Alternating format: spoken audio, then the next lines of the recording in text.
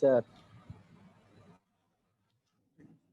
আচ্ছা, এই আজকে আমি রেসপিরেটরি সিস্টেম প্রথম দুইটা আইটেম পড়াবো আর কি, যতক্ষণ লাগে বিডিএস যতক্ষণ থাকতে পারে আর কি। এমনিতে বিডিএস এর কোনো রেসপিরেটরি সিস্টেম আমার যদি আপনারা হয়তো টপিকস বলে দেওয়া হতো, হয়তো পড়ে আসছেন, দেখে আসছেন। এমনিতে কোনো সমস্যা আছে মানে এখন হুট করে তো কোনো কিছু বলা যাচ্ছে না, কোশ্চেন বা কোনো কিছু? আমরা তো কিছু দেখে আসি নাই। আচ্ছা আচ্ছা, এটা কি ইরফান না বেলাল? তাই ইনসান বলতেছি। মানে ইরফান বলছো না বেলাল বলছো? আচ্ছা তাই ইনসান না, হ্যাঁ সেটা ঠিক আছে অবশ্য।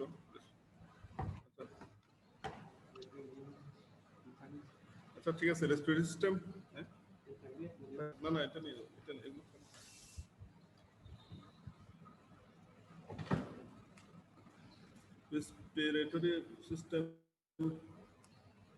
রেসপিরেটরি সিস্টেম তো আপনারা জানেন এই যে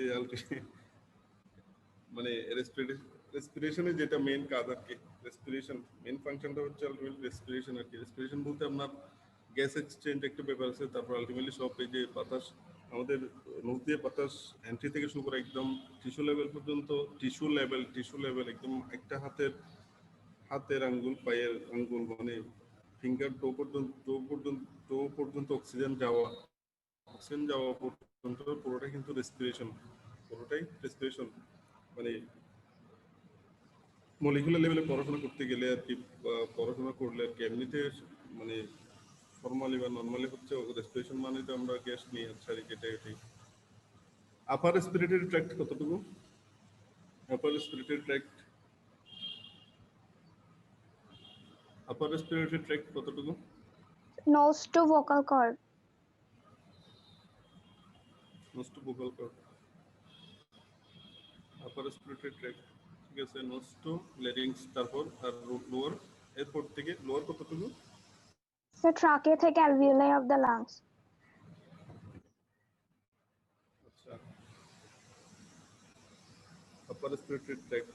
আচ্ছা, আমি এখন বলতে কন্ডাক্টিং জোন আর রেসপিরেটরি জোন। স্যার কন্ডাক্টিং হচ্ছে nostril to terminal bronchiole. Conducting আর রেসপিরেটরি সে রেসপিরেটরি ব্রঙ্কিউল থেকে অ্যালভিওলাই পর্যন্ত রেসপিরেটরি জোন। ঠিক আছে। আচ্ছা, আর dead space, anatomical dead space?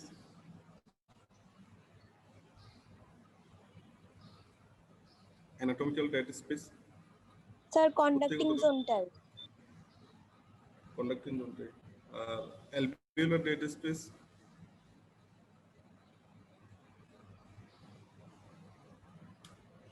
Alveolar dead space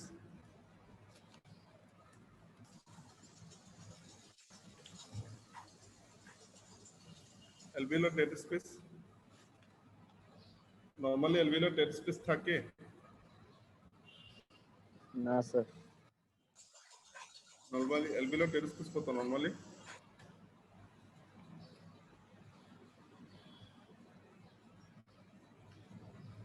তো জিরোই হবে, প্যাথোলজিক্যাল কন্ডিশনে থাকবে তো। ফিজিওলজিক্যাল কন্ডিশন নরমাল কন্ডিশনে তো থাকে না। নরমাল কন্ডিশনে physiological alveolar dead space 0, alveolar dead space 0, ঠিক আছে। টোটাল ডেড স্পেস কত? টোটাল ডেড স্পেস বডিতে নরমালি টোটাল ডেড স্পেস কত? 150. 150। আচ্ছা আচ্ছা, ডেড স্পেসটা কি আপনার ফ্লাকচুয়েট করতে পারে, মানে কোনো কন্ডিশনে বাড়তে কমতে পারে? জি স্যার। কিভাবে? স্যার অ্যালভিওলার ভেন্টিলেশনের উপরে। হ্যাঁ ঠিক আছে, অ্যালভিওলার কোনো অ্যালভিওলার ডেড স্পেসটা বাড়তে কমতে পারে, কিন্তু অ্যানাটমিক্যাল ডেড স্পেস কি বাড়বে কমবে? No sir. না sir. Alveolar dead space constant, মানে ফিক্সড। কন্ডিশন যাই হোক, বডি কন্ডিশন যাই হোক, অ্যালভিওলার ডেড স্পেস ফিক্সড। যদি না ওনার কোনো ট্রাকিয়া না থাকে বা অন্য ট্রাকিস্টমি করা থাকে, সেটা অন্য কথা। আপনাদের এই নরমাল আমরা রেসপিরেশন, নরমাল ইন্সপিরেশন আর এক্সপিরেশন কতটুকু গ্যাস নেই বা ছাড়ি?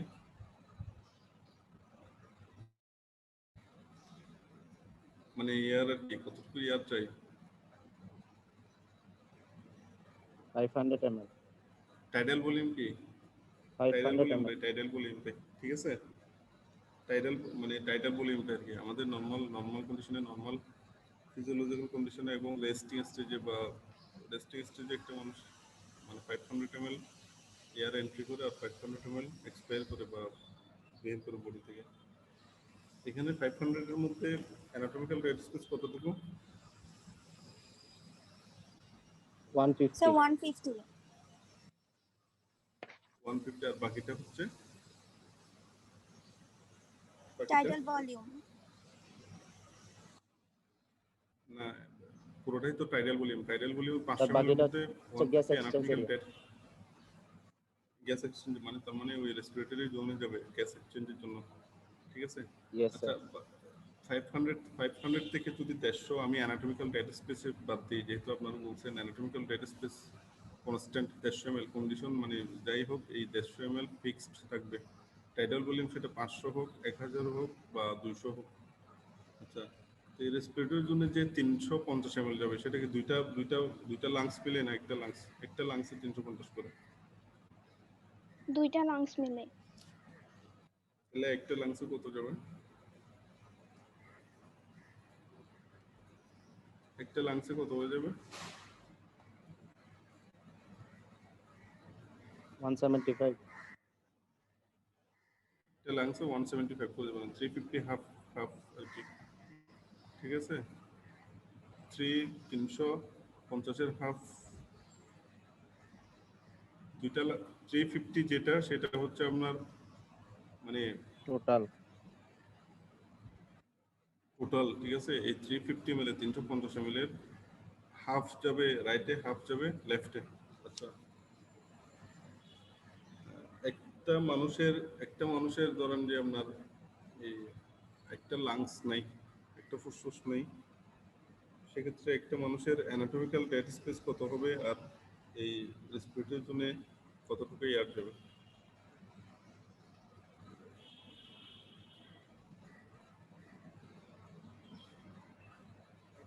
কেউ আমার কথা কোশ্চেন বুঝতে পারছেন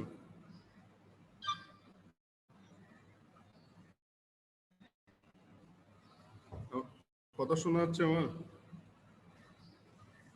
জি স্যার জি স্যার জি স্যার বলেন আনসার বলুন হ্যাঁ জি ভাই সালাম আলাইকুম এই তো আছি আলহামদুলিল্লাহ ভাই ভালো আপনি কেমন আছেন সিএমসি তে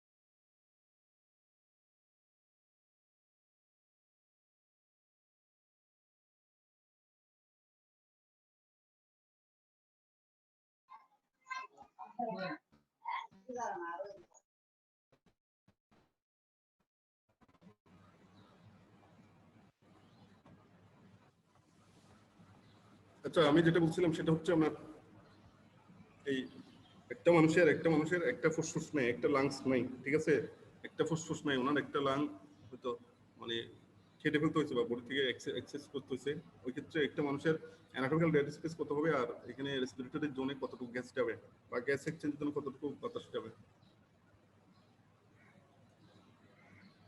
স্যার ডেড স্পেস সেম থাকবে 150 ml ডেড স্পেস 150 সেম থাকবে আর গ্যাস এক্সচেঞ্জে কতটুকু বাতাস যাবে এয়ার যাবে স্যার 175 175 ঠিক আছে 175 175 এ যাবে এমন না যে একটা ফুসফুস নাই দেখে ওই 350 ml এর পুরোটাই একটা লাংসে চলে যাবে এরকম না ঠিক আছে আপনার গেলে তো হবে আপনার একটা লাংস একটা ফুসফুস কেটে ফেলছে কিন্তু আরেকটা ফুসফুস আগে যেরকম ছিল বা যে অবস্থায় ছিল আলটিমেটলি ওই অবস্থায় আছে এমন না যে একটা ফুসফুস কেটে ফেলছে দিকে এটার এখানে অ্যালভিওলার সারফেস এরিয়া বেড়ে গেছে অ্যালভিওলার সারফেস এরিয়াতে কনস্ট্যান্ট না কনস্ট্যান্ট 70 মিটার স্কয়ার তাই আপনার আলটিমেটলি এখানে যদি 350 ml গ্যাস যদি যায়ও কিন্তু এটা আপনার আলটিমেটলি গ্যাস এক্সচেঞ্জে পার্টিসিপেট করতে পারবে না গ্যাস এক্সচেঞ্জে পার্টিসিপেট করতে পারবে না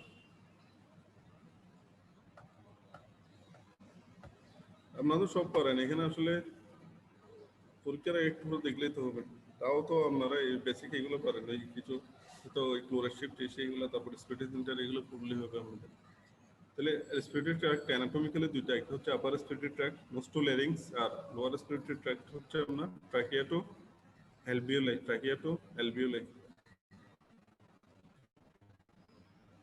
অ্যালভিওলাই কতগুলো থাকে বডিতে অ্যালভিওলাই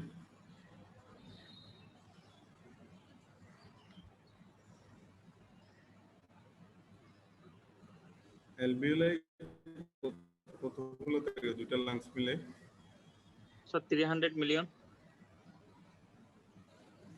আপনাদেরকে শোনা যাচ্ছে না ভাইয়া নাকি তোমরা ইচ্ছে করে আনসার করছো না স্যার ইস্ট লাংয়ে 300 দুইটা মিলিয়ন ফুসফুস মিলে 300 মিলিয়ন এটা কেন আপনার 600 মিলিয়ন থাকতে পারে মানে একটা না এটা হলে 300 মিলিয়ন দুইটা ফুসফুস মিলে 300 মিলিয়ন আর গ্যানোনে আছে 600 মিলিয়ন পর্যন্ত থাকতে পারে তার মানে একসাথে একটা লাংসেই 300 মিলিয়ন থাকতে পারে আর নেফ্রন কতগুলো থাকে নেফ্রন 1 million হ্যাঁ 10 লাখ 1 মিলিয়ন করে ইচ লাখ 1 million হবে স্যার ইচ কিডনিতে 1 মিলিয়ন নেফ্রন কি দুইটা কিডনি মিলে 1 মিলিয়ন না একটা কিডনিতে 1 ইচ মিলিয়ন কিডনিতে একটাতে 1 million একটাতে স্যার একটাতে 1 কিডনিতে 1 মিলিয়ন ঠিক আছে আচ্ছা আর এই যে এখানে রেসপিরেটরি ট্র্যাক্ট তাহলে আপার রেসপিরেটরি ট্র্যাক্ট মানে নোজ টু ল্যারিংস আর লোয়ার রেসপিরেটরি ট্র্যাক্ট হচ্ছে ট্রাকিয়া টু অ্যালভিওলাই আর কন্ডাক্টিং জোন দেখেন আপনার ওই যে আলটিমেট ট্রাকিয়া টু বা কন্ডাক্টিং জোন এখানে লিখছে এখানে একটু হয়তো মানে মলিকুলার মানে ট্রাকিয়া থেকে টার্মিনাল ব্রঙ্কিয়াল যেখান থেকে রেসপিরেটরি ব্রঙ্কিয়াল ট্রি শুরু হয় ট্রাকিয়া থেকে টার্মিনাল ব্রঙ্কিয়াল আপনারা এটা চাইলে কন্ডাক্টিং জোনটা আলটিমেটলি আমরা এই যে এই নোসের এয়ার এন্ট্রি থেকে শুরু করে একদম পুরোটাই তো আমাদের এয়ারওয়ে এয়ারওয়েটা শুরু হয় নোজ থেকে নাক থেকে নোস্ট্রিল থেকে আপনি চাইলে এটা এই যে এর আগে একজন বলছেন যে নোজ থেকে শুরু করে টার্মিনাল ব্রঙ্কিয়াল পর্যন্ত এটা টার্মিনাল নোজ থেকে লিখতে পারেন অথবা ট্রাকিয়া থেকে টার্মিনাল ব্রঙ্কিয়াল তাহলে কন্ডাক্টিং জোনের কাজ কি এয়ার কন্ডাক্ট করা এটা নো গ্যাস এক্সচেঞ্জ হবে এটা গ্যাস এক্সচেঞ্জ না নো গ্যাস এক্সচেঞ্জ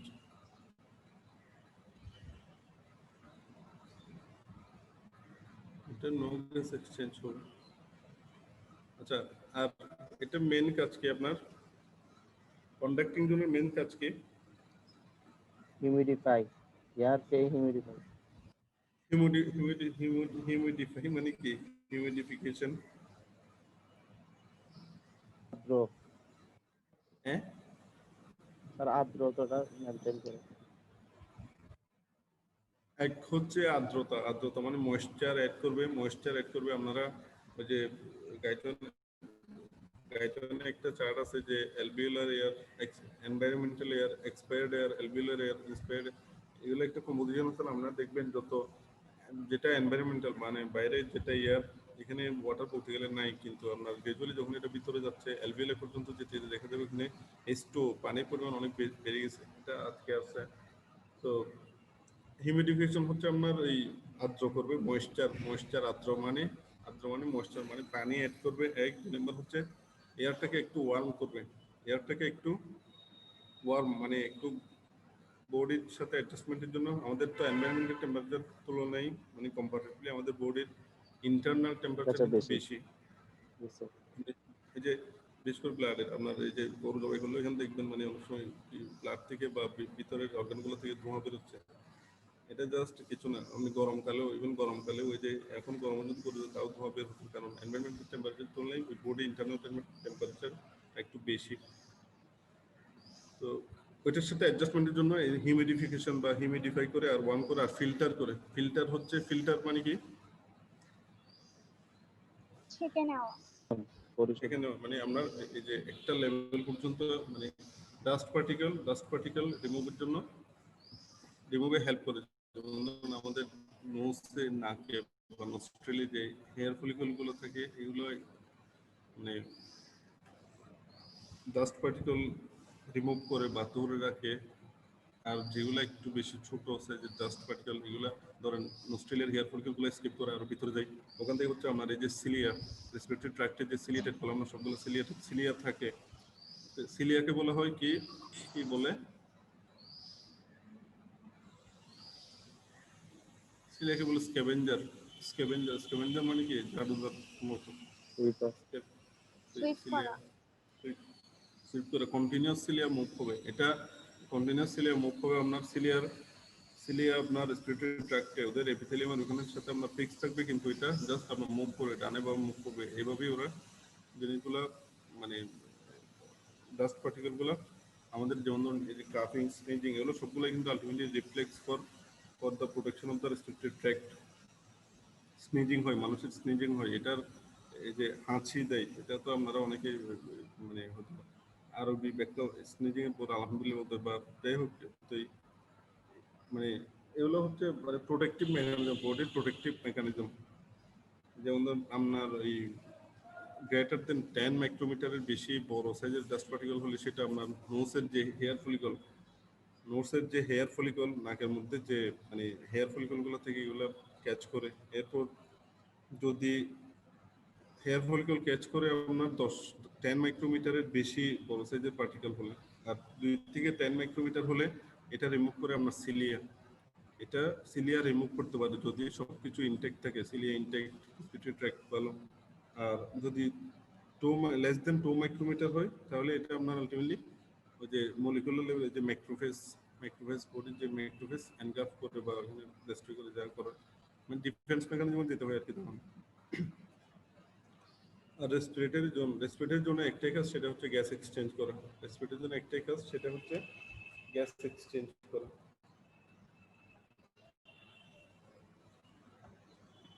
এই যে আপনারা এই ব্রঙ্কিয়াল ট্রি, এটা অ্যানাটমিতে পড়ছেন আরো বেশ ভালো করে। এখানে ওই যে একটা আপনার জোন আছে, জেনারেশন যেটা বলে 0 থেকে 23 পর্যন্ত। 0 থেকে কন্ডাক্টিং জোনটা আপনারা এই যে ট্রাকিয়া, ব্রঙ্কাই, এটা তো অ্যানাটমিতে ব্রঙ্কিয়াল ট্রি সেগমেন্টটা পড়ছেন, তাই রাইট প্রিন্সিপাল, লেফট এগুলো পড়ছেন। তাই একটা জিনিস এখানে একটু মনে রাখতে হবে, সেটা হচ্ছে জেনারেশন। ব্রঙ্কিয়াল কন্ডাক্টিং জোনটা হচ্ছে 0 to 16 পর্যন্ত হচ্ছে কন্ডাক্টিং জোন, আর 16 আর 17 থেকে 23 হচ্ছে respiratory zone. Respiratory unit, lung unit, আপনারা এগুলো মানে আপনারা সবকিছু জানেন, ঠিক আছে। ওই নতুন যারা আসছে তাদের পড়ালে ঠিক আছে, আর ওদের জন্য স্লাইড গুলো বানানো, তো এই ফর্মালিটির জন্য নিতে হচ্ছে। আমার মনে হয় না আপনারা অত নতুন বেশি কিছু পাবেন, সেটা মানে অন্যদের থেকে যায় না, আমার থেকে আর কি। এমনিতে জাস্ট এই আর কি। যাই হোক, রেসপিরেটরি ইউনিট বা লাং ইউনিট আপনারা এই যে যেখানে গ্যাস এক্সচেঞ্জ হয়, এটাই হচ্ছে রেসপিরেটরি ইউনিট বা লাং ইউনিট আর কি। আপনারা কি আছে ওখানে? Respiratory bronchiole, alveolar duct, atria, air saccule, alveoli. অনেক জায়গায় 5টা, অনেক জায়গায় 4টা, ঠিক আছে।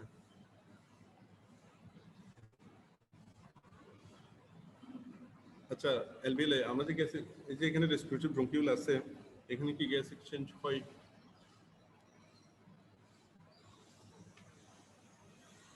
হ্যাঁ, না স্যার, অ্যালভিওলাইতে হবে না।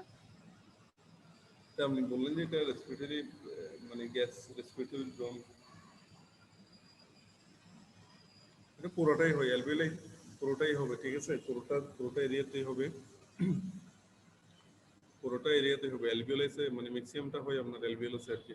রেসপিরেটরি ব্রঙ্কিউলে কিন্তু গ্যাস এক্সচেঞ্জ হবে কম, কম্পারেটিভলি কম, মানে ম্যাক্সিমামটা হয়তো এলভিওলাতে এখানে হবে, এটা আপনার এই জন্য পুরোটা হচ্ছে রেসপিরেটরি জোন বা লাং ইউনিট।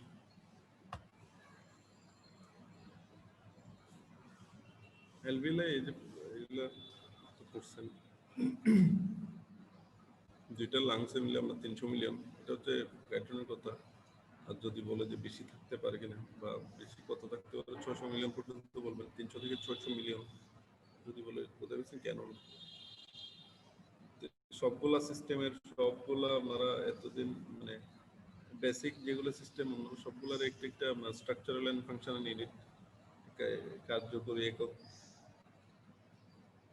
এই structural and functional unit of lungs হচ্ছে alveoli, structural and functional unit of liver হচ্ছে হেপাটোসাইট, তারপর এখানে আপনার এই কিডনিতে হচ্ছে নেফ্রন, তারপর নার্ভাস সিস্টেমে নিউরন, এরকম পাবেন স্ট্রাকচারাল এন্ড ফাংশনাল ইউনিট সব জায়গায়। এখানে হচ্ছে এলভিওলাই। আর গ্যাস এক্সচেঞ্জ কত? Total surface area 70 metre square, 70 metre square, 70 square metre আর কি, ঠিক আছে?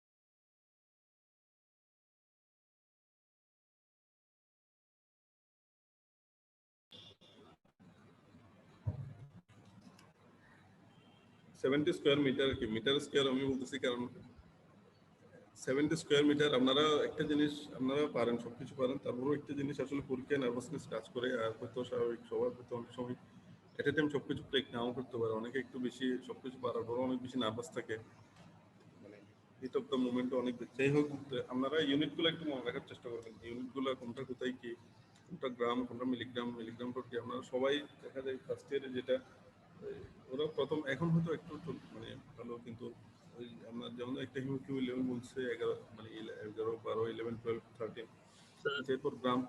হ্যাঁ বলেন। আমাদের ক্লাস আছে স্যার, আমরা লেফট দিচ্ছি স্যার। কিসের? বিডিএস এর? হ্যাঁ স্যার। 10টা বেজে গেছে। জি স্যার। আচ্ছা ঠিক ঠিক আছে ভাই, আমার কোনো অসুবিধা নেই।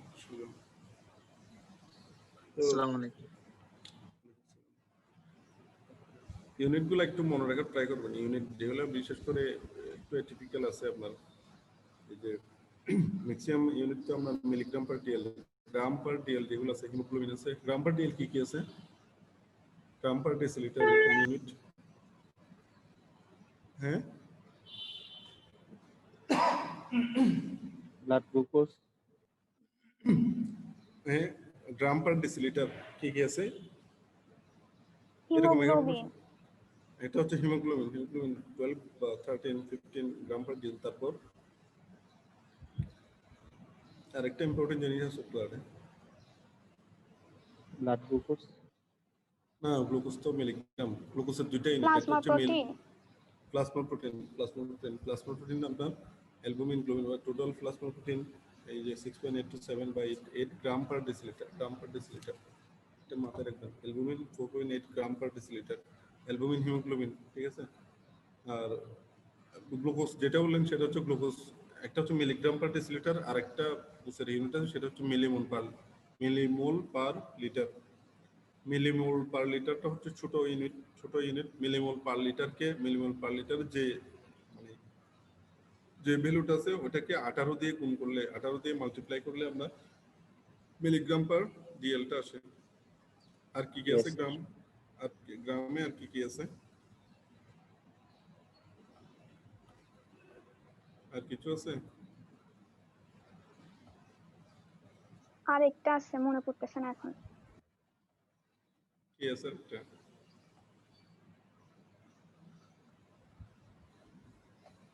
আর গ্রাম পার ডেসিলিটারে, আচ্ছা যাই হোক, আপনি হিমোগ্লোবিনের প্লাজমা প্রোটিনটা মনে রাখলেই হবে, অসুবিধা নেই।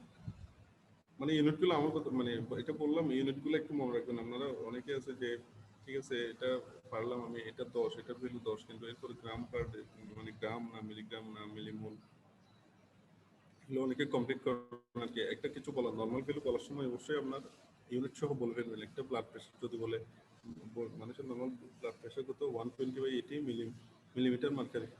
120/80 বলে চুপ করে থাকলে হবে না, মানে একসাথে বলে ফেললে জিনিসটা ভালো দেখায় আর কি, ঠিক আছে। আর ফার্স্ট টাইম মানে যাই হোক, আপনার তো অনেক কিছু শুনছেন এগুলো নিয়ে। এই মানে ইউনিটগুলা সবসময় চিন্তা করবেন আপনার, মানে আপনি এখন থেকে চিন্তা করবেন আপনার ভ্যালু কতটা। এই যে এখানে surface area of lungs total gas exchange এটা 70 স্কোয়ার মিটার। আপনি এখন থেকে চিন্তা করবেন না, আগে আগে আমি ইউনিটটা দেখবো, তারপর আমি এই যে 70টা দেখবো, স্কোয়ার মিটারটা আগে দেখবো। আরবিসি নর্মাল ভ্যালু হতো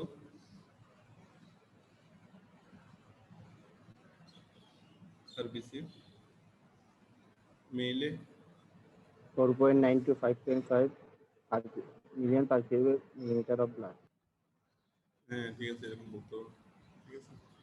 পার কিউবিক মিলিমিটার প্লাট, অনেকে ফার্স্টে অনেকে মিলিমিটার কিউব বলে, ওরা নতুন নতুন এর মধ্যে আরো তো এগুলো কোভিডের জন্য আরো বেশি আমরা আস্তে আস্তে হয়তো শিখবে, তারপরেও বলে রাখতেছি আর কি আমি। যাই হোক, তো এলভিওলাস আপনার, এলভিওলাস তো আপনারা জানেন, এলভিওলাস ওয়ান টাইপ কি ইলাস্টিক স্ট্রাকচার, কিন্তু এক্সপান্ড হতে পারে সেই আঙ্গুরের, মানে আঙ্গুরের থোকার মতো। টোটাল লাংস মিলে 300 মিলিয়ন থাকে, total surface area 70 square metre. আর এলভিওলাসে কি সেল থাকে? Type 1 pneumocyte, type 2 pneumocyte.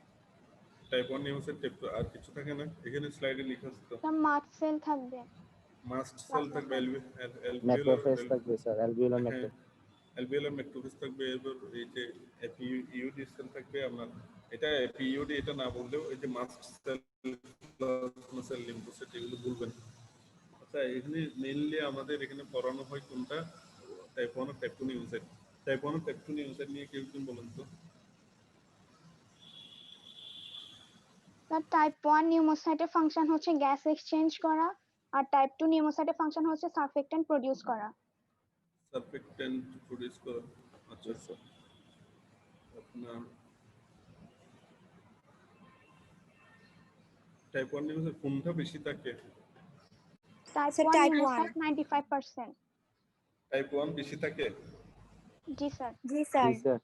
95%. এটা কেউ কি স্পেসিফিক করেছে আপনাদের নাকি আপনারা বলছেন? স্যার ম্যাম পড়াইছিল। Sir, টাইপ 1 histology-তেও পড়ছিলাম same. না Histology তে না না না, এখানে একটা কথা আছে, এটা হচ্ছে আনঅফিসিয়াল কথা, আমি আপনাদের বলি। বেশি বলতে কিরকম, আমাকে হিসাবটা দেন। স্যার অ্যালভিওলার এপিথেলিয়াল সারফেস এরিয়ার মধ্যে 95% থাকবে অ্যাপ্রক্সিমেটলি। না, এখানে কথাটা বেশ কম আছে। একটা হচ্ছে আপনার এই টাইপ 1 alveoli বা টাইপ 1 alveolar cell বা type 1 pneumocyte covers 95% of the alveolar epithelial area, alveolar epithelial surface area। আমার কথাটা ঠিক আছে, বুঝতে পারছেন? জি স্যার। মানে এটা বলছে যে টাইপ 1 pneumocyte বা type 1 cell covers 95% of the alveolar surface area। এটা কভার করে, বললেন যে এটা বেশি, মানে কভার করে, ঠিক আছে, মানে বেশি না থাকলে কভার করবে কোথা থেকে, এটাই তো আমাদের কোশ্চেন। কিন্তু type 1 cell 95% of the alveolar surface area cover করে, এবং টাইপ 2 হচ্ছে 5%।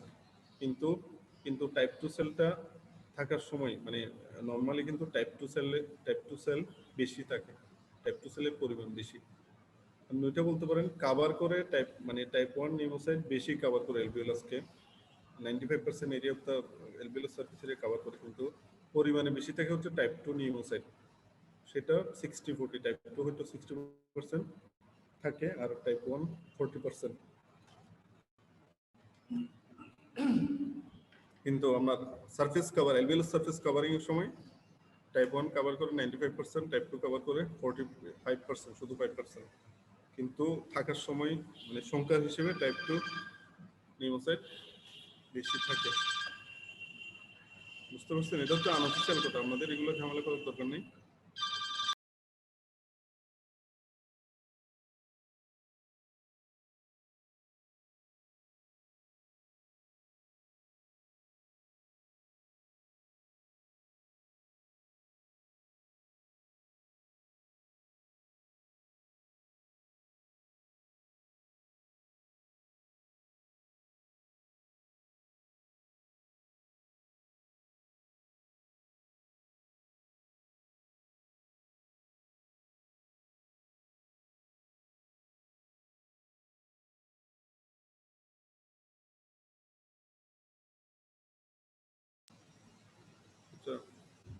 আমার কথা বুঝছেন? জি sir. Sir G type sir. Type 1 সেলটা পরিমাণে একটু কম থাকবে টাইপ 2 সেলের চেয়ে, কিন্তু টাইপ 1 সেলটা 95% কভার করে অ্যালভিওলার সারফেস, যেটা আমাদের দরকার বা যেটা বই আছে, এই যে কোনটা পরিমাণে বেশি থাকে এটা জিজ্ঞেস করবো না, আমাদের হয়তো জিজ্ঞেস করবে কোনটা সারফেস বেশি কভার করে। এই যে এখানে আছে টাইপ 1 সেল হচ্ছে আপনার কি 95% যে ফ্ল্যাট সেল একটু, তারপর এই অ্যালভিওলার প্রাইমারি লাইনিং আর হচ্ছে 95% সারফেস কভার করে। মেইন ফাংশন হচ্ছে গ্যাস এক্সচেঞ্জ। টাইপ 1 সেলটা আপনার আসে টাইপ 2 সেল থেকে। টাইপ 1 সেলটা আসে টাইপ 1 সেলটা কিন্তু আসে আবার টাইপ 2 সেল থেকে। আপনি এটা থেকে বুঝতেছেন টাইপ 2 সেল বেশি থাকে, টাইপ 2 সেল বেশি থাকলেও টাইপ 1 এ কনভার্ট হয়ে যায়। এইজন্য টাইপ 1 ইউসেট বেশি সারফেস কভার করতে পারে, কিন্তু আলটিমেটলি টাইপ 1 সেলটা সংখ্যার হিসেবে বেশি থাকে, কিন্তু টাইপ 1 সেলটা এই টাইপ 2 নিউমোসাইট সংখ্যার পরিমাণে বেশি থাকে টাইপ 1 এর চেয়ে। তো অ্যালভিওলার সারফেস কভারের ক্ষেত্রে টাইপ 1 নিউমোসাইট হচ্ছে 95% কভার করে। তাহলে টাইপ 1 সেল থেকে আমরা দুইটা জিনিস মনে রাখবেন, একটা হচ্ছে 95% সারফেস কভার করে অ্যালভিওলাসে। এরপর হচ্ছে আমরা তাদের মেন কাজ হচ্ছে গ্যাস এক্সচেঞ্জ, যেহেতু অ্যালভিওলাসের 95% কভার করে। আর আরেকটা জিনিস মনে রাখবেন, সেটা হচ্ছে টাইপ 1 সেলগুলো আলটিমেটলি আসে আমরা টাইপ 2 সেল থেকে। আর টাইপ 2 সেল তো 5% কভার করে শুধু। টাইপ 2 সেলের মেন ফাংশন কি? Surfactant production. সারফেক্টেন্ট প্রোডাকশন, ঠিক আছে। টাইপ 2 সেলের সারফেক্টেন্ট প্রোডাকশন করা। আর আরেকটা এই যে এখানে বললাম আর কি করে টাইপ 1 এ কনভার্ট হয়, টাইপ 1 এ কনভার্ট হয়। তাহলে দুইটা কাজ, টাইপ 2 সেলের দুইটা কাজ, একটা হচ্ছে মেইন কাজ হচ্ছে সারফেক্টেন্ট প্রোডিউস করা, আর হচ্ছে কনভার্ট ইনটু টাইপ 1 সেল। আচ্ছা, সারফেক্টেন্ট শুধু টাইপ 2 থেকে, আচ্ছা সারফেক্টেন্টের হাফ লাইফ কত জানেন? সারফেক্টেন্টের হাফ লাইফ 28 28, মানে 28 যেটা বললেন এটা উইকসে, মানে তখন সারফেক্টেন্ট প্রোডিউস হওয়া স্টার্ট হয় আর কি, একটা ইনফ্রাইটেরিয়াম বা একটা মানে মায়ের পেটে বেবিতে আর কি 28 উইকস থেকে প্রোডিউস হওয়া স্টার্ট হয়। হাফ লাইফ আমি জিজ্ঞেস করলাম, হাফ লাইফ মানে সারফেক্টেন্ট যে টাইপোসেল থেকে সিক্রেট হয়, এই সারফেক্টেন্টের হাফ লাইফ কত? মানে একটা সারফেক্টেন্ট ধরেন এখন টাইপোসেল থেকে প্রোডিউস হয়েছে, এটা কতক্ষণ লাংসে কাজ করবে বা কতক্ষণ থাকতে পারবে, নাকি এটা একবার প্রোডিউস হলে এটা সারা জীবন থেকে যাবে? এরকম হতো একবার আপনার এই Up to টাইপোসেল। 37 weeks. না না না, সারফেক্টেন্টের হাফ লাইফ মানে আপনারা বুঝছেন, হাফ লাইফ মানে হচ্ছে Up to 10.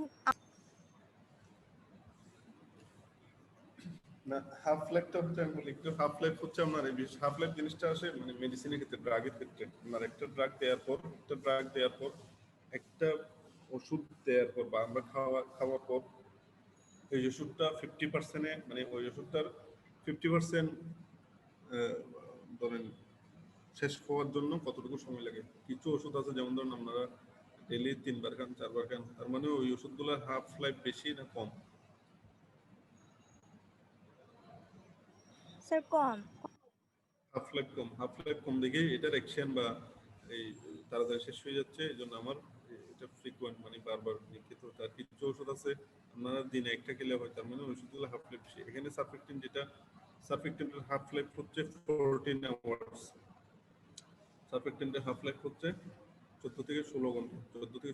সারফেক্টেন্ট যে প্রোডিউস হয় এগুলো 14 থেকে 16 ঘন্টা পরে কিন্তু আবার ডিস্ট্রয় হয়ে যায়। মানে তার মানে আমরা টাইপ 2 নিউমোসাইটটা কন্টিনিউয়াস সারফেক্টেন্ট প্রোডাকশনটা মেনটেন করতে হয় টাইপ 2 নিউমোসাইটকে। তার মানে আমরা ডেইলি দুইবার সারফেক্টেন্ট করি, মানে কন্টিনিউয়াস এটা সারফেক্টেন্টের প্রোডাকশনটা মেনটেন করতে হয়। এই সারফেক্টেন্টগুলো যে আপনার মানে হাফ লাইফ শেষ হয় আপনার কোথায় গিয়ে ডিস্ট্রয় হয় বা কে খায়, এখানে আছেন যেমন ধরুন এই যে অ্যালভিওলার ম্যাক্রোফেজ এনগালফ সারফেক্টেন্ট, কে ফেলে এটা বেশি সারফেক্টেন্টগুলো কোথায় গিয়ে ডিস্ট্রয় হয়?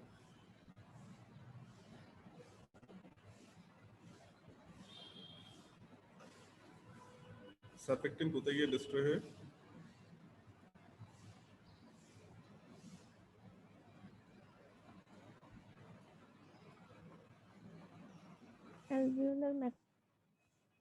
ম্যাক্রোফেজ একটা আছে, ঠিক আছে। আর আর মেইনলি কিন্তু হয় আপনার টাইপ 2 সেলে, ঠিক আছে।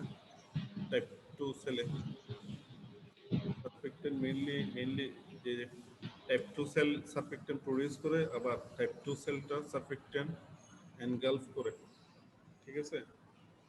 মানে যে জিনিসটা এটাকে প্রডিউস করলো ওই জিনিসটা আবার এটাকে খেয়ে ফেলতেছে, তাহলে সারফেক্টেন্ট দুইটা জায়গায় গিয়ে ডিস্ট্রয় হয়ে, একটা হচ্ছে টাইপ ম্যাক্সিমাম বেশিরভাগ হয় টাইপ 2 নিউমোসাইটে, আর কিছু পরিমাণ হয় অ্যালভিওলার ম্যাক্রোফেজ। আচ্ছা, এরকম আর কি আছে যে মানে যে আপনার মানে নিজে প্রডিউস করে আবার একটা সময় গিয়ে ওখানে গিয়ে আবার ওই জিনিসটা ডিস্ট্রয় হয়ে যায় বা ডিস্ট্রয় করে ফেলে, এরকম আর কোনো এক্সাম্পল আছে বলতে? Sir lysosome. ব্লাডে দেখেন আরবিসি ডিস্ট্রয় হয় কোথায়? আরবিসি স্প্লিনে। স্প্লিন মানে এটা কি? মানে স্প্লিন বলতে reticular endothelial system. Reticular endothelial system.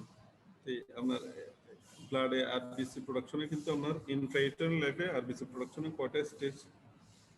তিনটা। তিনটা, মানে ইন্ট্রাইটার্নাল লাইফে আপনার আরবিসি প্রোডাকশনের স্টেজ তিনটা। কি কি?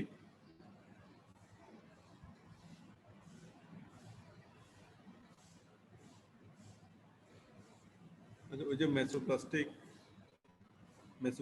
হেপাটিক এরকম আছে না? স্যার এমব্রায়োনিক লাইফ হ্যাঁ, এমব্রায়োনিক লাইফে কি? এমব্রায়োনিক লাইফে কি মেসোব্লাস্টিক, হেপাটিক, ইরিথ্রোপোয়েসিস আর মাইলয়েড ইরিথ্রোপোয়েসিস ওটা। হ্যাঁ, ওখানে একটা জিনিস, মানে এটা আর কি এমব্রায়োনিক লাইফে আরবিসি প্রোডাকশন আরবিসি ঠিক আছে। এখানে কিন্তু দেখবেন আরবিসি একটা সময় আসে আপনার কি স্প্লিন থেকে আরবিসি প্রোডাকশন হয়তো রেটিকুলার এন্ডোথেলিয়াল সিস্টেম থেকে, কিন্তু পরে এই আরবিসিটা আলটিমেটলি কোথায় গিয়ে ডিস্ট্রয় হয়? স্প্লিনে গিয়ে ডিস্ট্রয় হচ্ছে। এখানেও সেম টাইপ 2 নিউমোসাইট থেকে আপনার সারফেক্টেন্টটা প্রডিউস হচ্ছে বা রিলিজ হচ্ছে, পরে ওই সারফেক্টেন্টটা এটার অ্যাক্টিভিটি কাজ শেষ হওয়ার পর আলটিমেটলি আবার টাইপ 2 সেলে গিয়ে ডিস্ট্রয় হচ্ছে।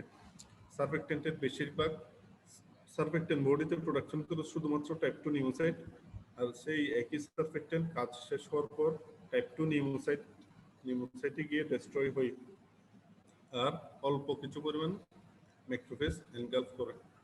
এটা আমি বলছিলাম অ্যালভিওলার ম্যাক্রোফেজ কি করে, লেস দেন 2 যে 2 মাইক্রোমিটারের ছোট 10 পার্টিকেল খেয়ে মানে ডিস্ট্রয় করে বা এনগালফ করে। আর মাস্ট সেল এই যে হেপারিন, লিপিড, হিস্টামিন মানে আপনার অ্যালার্জিক রিঅ্যাকশন হবে। আর হেপারিন কি? কোয়াগুলেট। তার ব্লাডটাকে কোয়াগুলেট হতে দিবে না। হ্যাঁ, অ্যান্টিকোয়াগুল্যান্ট আর কি, anticoagulant. Function of the lungs, তার মানে দেখেন আপনার এখানে যে মাস্ট সেল আছে, মাস্ট সেল অলওয়েজ আপনার কি হেপারিন মাস্ট সেল বেসিক্যালি এগুলো হেপারিন রিলিজ করে। তার মানে আপনার ব্লাডের ওখানেও এই হেপারিনটা আছে, এবং এগুলো ফিব্রিনোলাইসিস, এখানে একটা কথা আছে যে ক্লোরোলাইসিস করে। আচ্ছা, ফাংশন অফ দ্য লাংসের মেইন ফাংশনের মধ্যে আলটিমেটলি আমরা মেইন ফাংশন অনেকগুলো ফাংশন আছে, মানে মলিকুলার লেভেলে এমনিতে নরমালি বলে শুধুমাত্র একটা আছে, সেটা হচ্ছে রেসপিরেশন। আর বলতে গেলে তো অনেকগুলোর মধ্যে মেইন ফাংশন বা লাংসের যেটা প্রাইমারি ফাংশন সেটা হচ্ছে রেসপিরেটরি ফাংশন, গ্যাস এক্সচেঞ্জ আর কি, আর নন রেসপিরেটরি ফাংশন দেখেন আপনি ফাংশন বলার সময় আপনি ওই যে নন রেসপিরেটরি, মেটাবলিক, এন্ডোক্রাইন এগুলো আগে যেটা রেসপিরেটরি ফাংশন সেটাই আপনাকে বলতে হবে। আর সবগুলোর একটা প্রাইমারি বা মানে মেইন ফাংশনটা আগে বলতে হবে। আপনারা কোশ্চেন জানেন, তারপরে আমি বলছি এই সেম আপনার কিডনিতে যেমন ধরনের রেনাল সিস্টেম, আপনার মেইন ফাংশন হচ্ছে গ্লোমেরুলার ফিল্ট্রেশন আর ইনফরমেশন। এরপরে আপনি এখানে কিডনি থেকে কি হরমোন আসে না আসে, কি হয় না হয়, এগুলো বলতে পারবেন। এখানেও সেম আপনার রেসপিরেটরিটা আগে বলতে হবে, মানে রেসপিরেশন। আর নন রেসপিরেটরি ফাংশনের মধ্যে দেখেন অনেক কিছুই আছে এখানে, এই যে সেই রিলিজ সিস্টেমে। আর ইভাপোরেশন আপনার এই দেখেন। আচ্ছা, এখানে আপনার মেইনলি যেটা মনে রাখবেন সেটা হচ্ছে এইগুলো আপনারা পড়বেন বা মনে রাখবেন মনে রাখার মতো হলো এখানে এন্ডোক্রাইন ফাংশনটা মনে রাখবেন। এই যে conversion of angiotensin 1 into angiotensin 2, এটা বেশ পরিচিত একটা মানে এই মানে একটা সেলিব্রিটি টাইপের মেকানিজম আর কি। Renin angiotensin aldosterone mechanism ultimately সব মানে পেটে গেলেই এই সিস্টেম, মানে কোনো একটা সিস্টেমের কথা বললে এই সিস্টেমটা পেট মানে কি আপনার আলটিমেটলি কার্ডিওভাস্কুলার সিস্টেম, ওই যে blood renin angiotensin aldosterone mechanism, এটা ফার্স্ট আপনারা ব্লাডে পড়েন নাই কিন্তু সিবিএস এ পড়ছেন। সিবিএস এটা কি, এটার কাজ কি? Renin angiotensin blood pressure maintain করা, মেইনটেইন করবে, সেটা কি কমাবে না বাড়াবে? বাড়াবে। ব্লাড প্রেশার বাড়াবে। ওখানে আপনার ব্লাড প্রেশার রেগুলেটরি মেকানিজম কয়টা মেকানিজম আছে ওখানে? তিনটা Sir, long mechanism, term, short term. Intermediate mechanism. Short, intermediate, long. এখানে টোটাল কয়টা মেকানিজম আছে? মানে এই তিনটা ব্রড হেডিং এর মধ্যে টোটাল কয়টা মেকানিজম আছে? এখানে 8টা ছিল না? শর্টে 3টা, ইন্টারমিডিয়েট 3টা, লং এ 2টা, 8টার মধ্যে রেনিন এনজিওটেনসিন দিয়ে গেছে আমরা। আচ্ছা, এখানে blood pressure regulatory feedback, blood pressure feedback মানে regulatory mechanism short, intermediate, long, আর এর মধ্যে আপনার টোটাল মেকানিজম আছে 8টা। প্রথমটা 3টা, মাঝখানে 3টা, লং এ 2টা, টোটাল 8টা। এই 8টার মধ্যে কয়টা আমরা ব্লাড প্রেশার বাড়াই, কয়টা কমাই?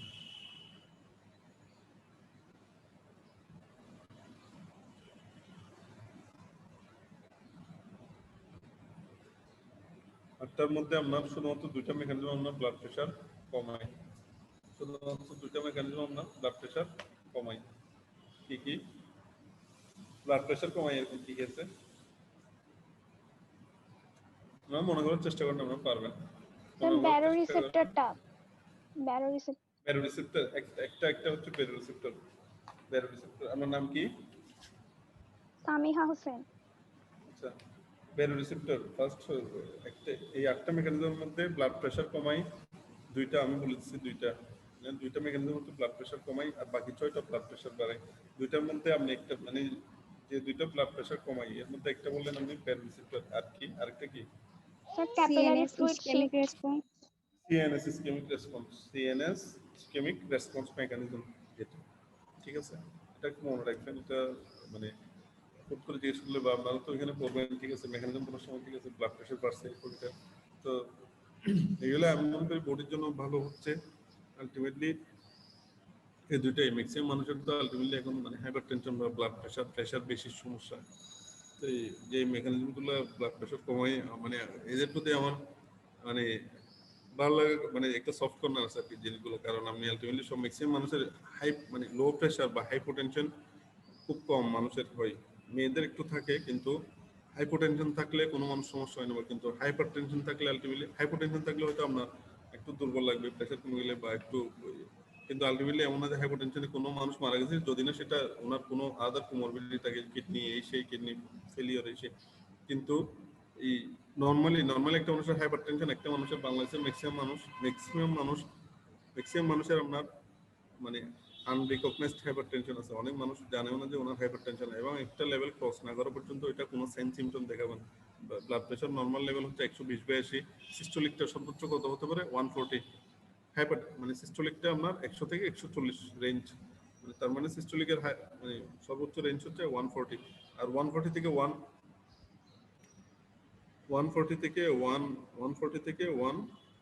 160 হলে আমরা কি হাইপারটেনশনের ক্লাসিফিকেশনটা আপনারা করছেন? জি স্যার। 140 থেকে 160 হলে এটা কত, কি বলি আমরা, কি ধরনের হাইপারটেনশন? প্রাইমারি না, হাইপারটেনশনের টাইপস হচ্ছে প্রাইমারি আর সেকেন্ডারি, ঠিক আছে? হাইপারটেনশনের টাইপস হচ্ছে প্রাইমারি সেকেন্ডারি। প্রাইমারিটা টোটালি আননোন, এবং প্রাইমারিটা হচ্ছে 95%। মানে হাইপারটেনশনের কজ আননোন মানে বা ইডিওপ্যাথিক মানে কোনো কজ জানা নেই এরকম। এটা হচ্ছে প্রাইমারি হাইপারটেনশন। এগুলো হচ্ছে হাইপারটেনশনের টাইপস বা classification. Primary hypertension, secondary hypertension. Primary hypertension হচ্ছে 95% এবং ইডিওপ্যাথিক কোনো কজ জানা নাই বা থাকে না। আর সেকেন্ডারি হাইপারটেনশন হচ্ছে মানে কিছু স্পেসিফিক ডিজিজের কারণে বা কজ আছে যেগুলোর কারণে প্রেশার বাড়তে পারে, কিছু ডিজিজ এই সেই। আর এটা যেটা বললাম সেটা হচ্ছে হাইপারটেনশনের গ্রেডিং, হাইপারটেনশনের গ্রেডিং আপনার টাইপ গ্রেড 1, গ্রেড 2, গ্রেড 3 1। তাহলে আমরা সিস্টোলিক ব্লাড প্রেশার 140 পর্যন্ত গেলে কিন্তু এটা হাইপারটেনশন বলা যাবে না, ঠিক আছে। কিন্তু 140 থেকে 160 হচ্ছে গ্রেড 1, 160 তো আমরা গ্রেড 1 2 তে গেলেও অনেক মানুষ বুঝতে পারেন যে ওনার হাইপারটেনশন আছে বা ওনার প্রেশার বাড়ছে, কিন্তু এই একটা লেভেল 180 বা 170 ক্রস করার পর বা 200 এর উপরে গেলে তখন ওনার এই মানে হাইপারটেনশন যে সাইন সিম্পটমগুলো, তবে এর জন্য মানে ওই যে হাইপারটেনশন ব্লাড প্রেশার কমাই যে দুইটা মেকানিজম, একটা হচ্ছে ব্যারোরিসেপ্টর ফিডব্যাক মেকানিজম আর একটা হচ্ছে সিএনএস ইসকেমিক রিফ্লেক্স, যেটা এই দুইটা মেকানিজম ব্লাড প্রেশার কমাই, একটু মনে রাখবেন। আর বাকি যা আছে, বাকি যে মেকানিজমগুলো আছে সবগুলো ব্লাড প্রেশার বাড়ায়। আচ্ছা, এখানে ফাংশন অফ দ্য লাংয়ে আমি মেইন ফাংশন বলবো আগে রেসপিরেটরি, আদার্সের মধ্যে তো এগুলো বলবেন, একটু মনে রাখবেন হচ্ছে এন্ডোক্রাইনটা। এন্ডোক্রাইনটা আমার এই conversion of angiotensin 1 to angiotensin 2, ঠিক আছে। এই অ্যাঞ্জিওটেনসিন 1 এই যে রেনিন অ্যাঞ্জিওটেনসিন অ্যালডোস্টেরন মেকানিজমটা হয় কোথায়? কিডনিতে হবে। Fifth. কিডনিতে হয়। আচ্ছা, এই যে কিডনিতে হয়, আর এটা আপনার এই যে অ্যাঞ্জিওটেনসিন 1 থেকে অ্যাঞ্জিওটেনসিন 2 হওয়ার জন্য অ্যাঞ্জিওটেনসিন এটা কনভার্টিং লাংসে এনজাইমটা কনভার্সন হবে, লাংসে লাং থেকে কনভার্সন সিক্রেট হবে, হবে। লাং থেকে সিক্রেট হবে। আচ্ছা, এখানে লিভারে লিভারে কোনো এই লিভারে সিস্টেম কনভার্সন হবে। এই সিস্টেমের কোনো অ্যাঞ্জিওটেনসিনোজেন যেটা আছে অ্যাঞ্জিওটেনসিনোজেন এটা আসে কোথা থেকে? লাং কিডনি থেকে না লিভার থেকে? কিডনি থেকে আসবে অ্যাঞ্জিওটেনসিনোজেন স্যার লিভার থেকে। স্যার লিভার থেকে লিভার লিভার। অ্যাঞ্জিওটেনসিনোজেনটা আসবে আপনার লিভার থেকে। অ্যাঞ্জিওটেনসিনোজেন থেকে অ্যাঞ্জিওটেনসিন 1 হয়, 1 থেকে 2। আচ্ছা, এই যে প্রেসারের ওষুধ মানুষ খায়, প্রেসারের ওষুধ তো অনেক ধরনের ক্যাটাগরি আছে। এই যাই হোক, আপনারা পাশে কেউ থাকলে হয়তো বুঝবেন। এর মধ্যে একটা প্রেসারের ওষুধ হচ্ছে এই যে অ্যাঞ্জিওটেনসিন কনভার্টিং এনজাইম ইনহিবিটর, মানে এই এনজাইমটাকে ইনহিবিট করে এক ধরনের প্রেসার ওষুধ কাজ করে।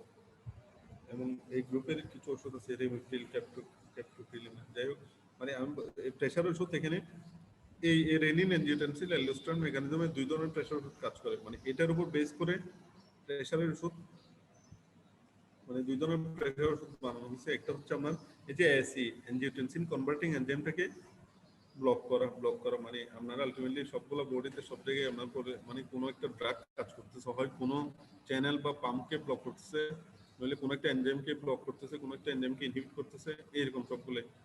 তো এখানে একটা এক ধরনের প্রেসার ওষুধ মানে এই যে এসি ইনহিবিটর, এই যে এই এনজাইমটাকে ইনহিবিট করে, তার মানে অ্যাঞ্জিওটেনসিন 1 থেকে অ্যাঞ্জিওটেনসিন 2 হতে পারবে না, আলটিমেটলি পুরো মেকানিজমটা ব্লক করবে। আরেক ধরনের প্রেসার ওষুধ এখানে হচ্ছে অ্যাঞ্জিওটেনসিন রিসেপ্টর ব্লকার, যেটা খুব ফ্রিকোয়েন্টলি ইউজ হয়। এই যে আপনার বাসায় ওসারটেল, অলমেসান, এগুলো আমরা সব লোসারটান, যাই হোক।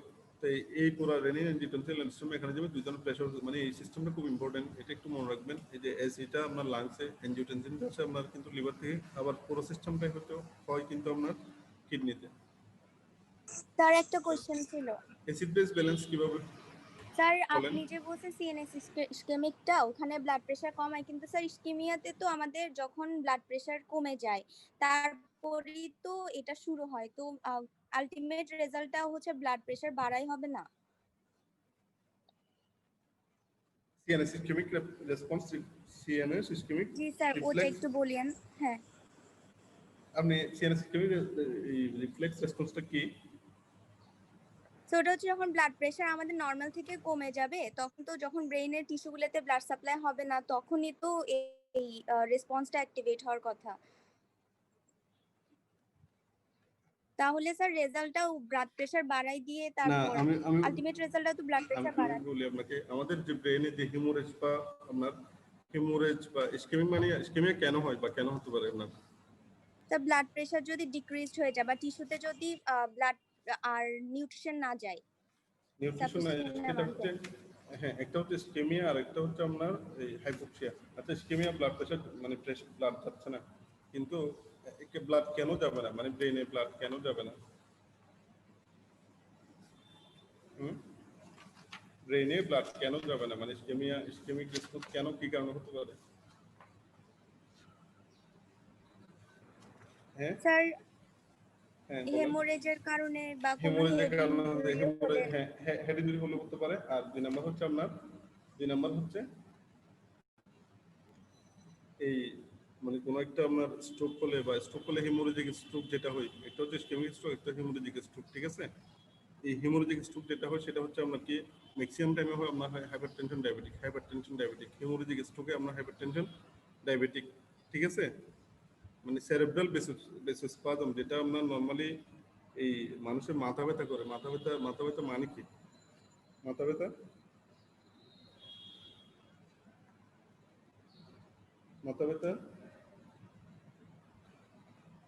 স্যার জানি আচ্ছা, না। মাথা ব্যথা মানুষ যে বলে মাথা ব্যথা হচ্ছে মাথা ব্যথা আর কিছু না। এটা হচ্ছে যে ব্রেনের যে ব্লাড ভেসেল, এগুলো হচ্ছে এই সেরেব্রাল ভেসোস্পাজম মানে ব্লাড ভেসেলের ভেসোস্পাজম মানে কন্ট্রাক্ট করে আর বেশি বেশি।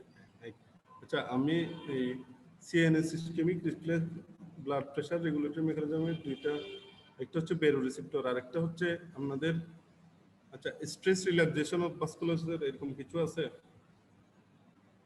জি স্যার আছে। Stress relaxation of vascular, G sir আছে। স্যার আছে। ব্লাড প্রেশার কমাই, যেটা সিএনএস ইসকেমিক না। হ্যাঁ স্যার। এটা বলেছে সিএনএস ইসকেমিক রিফ্লেক্স রেসপন্স না। একটা হচ্ছে আমরা বেরো রিসেপ্টর ফিডব্যাক মেকানিজম, আর একটা হচ্ছে stress relaxation of vascular. Stress relaxation of vascular তো মেকানিজম আছে, তাই না? জি স্যার, ওইটা তো স্ট্রেসের সময় যখন হাই ব্লাড প্রেশার হয় তখন ওটাকে নরমাল করবে। হ্যাঁ, এই যে ব্যারোরিসেপ্টর ফিডব্যাক মেকানিজম আর হচ্ছে আমরা স্ট্রেস রিল্যাক্সেশন অফ ভাস্কুলার, এই দুটো হচ্ছে আমরা ব্লাড প্রেশার কমাই। এই সিএনএস ইসকেমিকটা না, এটা সরি এটা বলে যে সিবিএস পড়াইছি পড়ছি দেরিয়েছে আমার। তাহলে দুইটা জিনিস কমায় আর বাকি যা আছে যা কিছু আছে সবগুলা যে আর 6টা মেকানিজম এগুলো ব্লাড প্রেশার বাড়ায়, তো দুইটাই কমায়। একটা হচ্ছে ব্যারোরিসেপ্টর, একটা হচ্ছে সিএনএস সরি ওই baroreceptor stress relaxation of vascular. এখানে দেখেন লাংস দিয়ে আপনার এক্সক্রিট হচ্ছে এই যে অ্যামোনিয়া, কিটোন বডি, অ্যালকোহল, এসে তো আপনারা তো এগুলো পড়ছেন জানেন। অ্যামোনিয়া, কিটোন বডি কিভাবে এক্সক্রিট হয় সব ভেন্টিলেশনের মাধ্যমে। পড়ছেন কেউ? ভেন্টিলেশনের তার মাধ্যমে হয় কিটোন বডি। মেকানিজমটা অ্যাসিটোনটা হ্যাঁ। ভেন্টিলেশনের মাধ্যমে যাবে।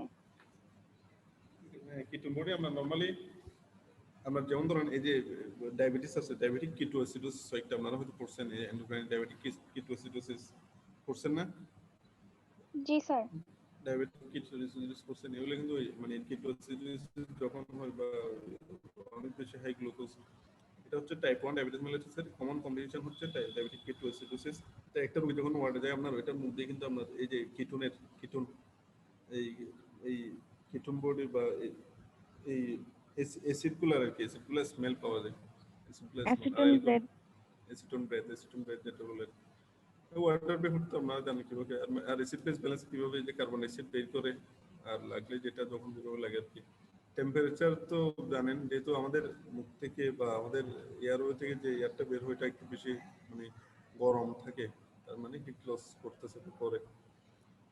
ওয়াটার ব্যালেন্স কিন্তু আপনারা পড়ছেন যে ওয়াটার ব্যালেন্স যে regulation of water body fluid আপনারা এর মধ্যে হচ্ছে মানে ট্রেস অ্যামাউন্ট কি রেসপিরেটরি পাথওয়ে দিয়ে কিন্তু ট্রেস অ্যামাউন্ট অল্প পরিমাণে ওয়াটার লস হয়। ওয়াটার লসের অনেকগুলো আপনার পাথওয়ে আছে না, মেইন পাথওয়ে কি ওয়াটার লসের?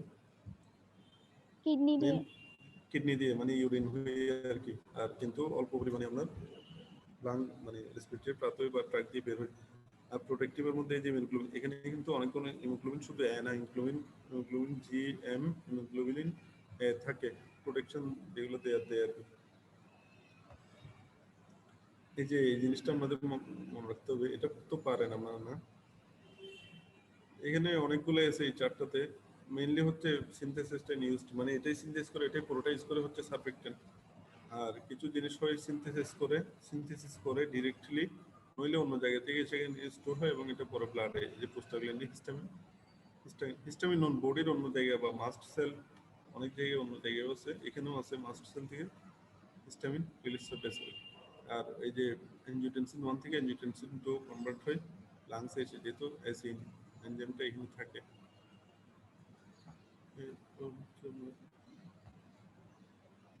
সারফেক্টেন্ট তো আপনারা পড়ছেন, জানেন, সাবসিস্টেন্সিয়াল লোয়ারিং এজেন্ট, এই সেই ফসফোলিপিড প্রোটিন। তারপর এটা আসে হচ্ছে আমরা কোন সেল থেকে? Type 2 pneumocyte. অ্যাক্টোনিউমোসাইট। আর কোথা থেকে আসতে পারে? হ্যাঁ,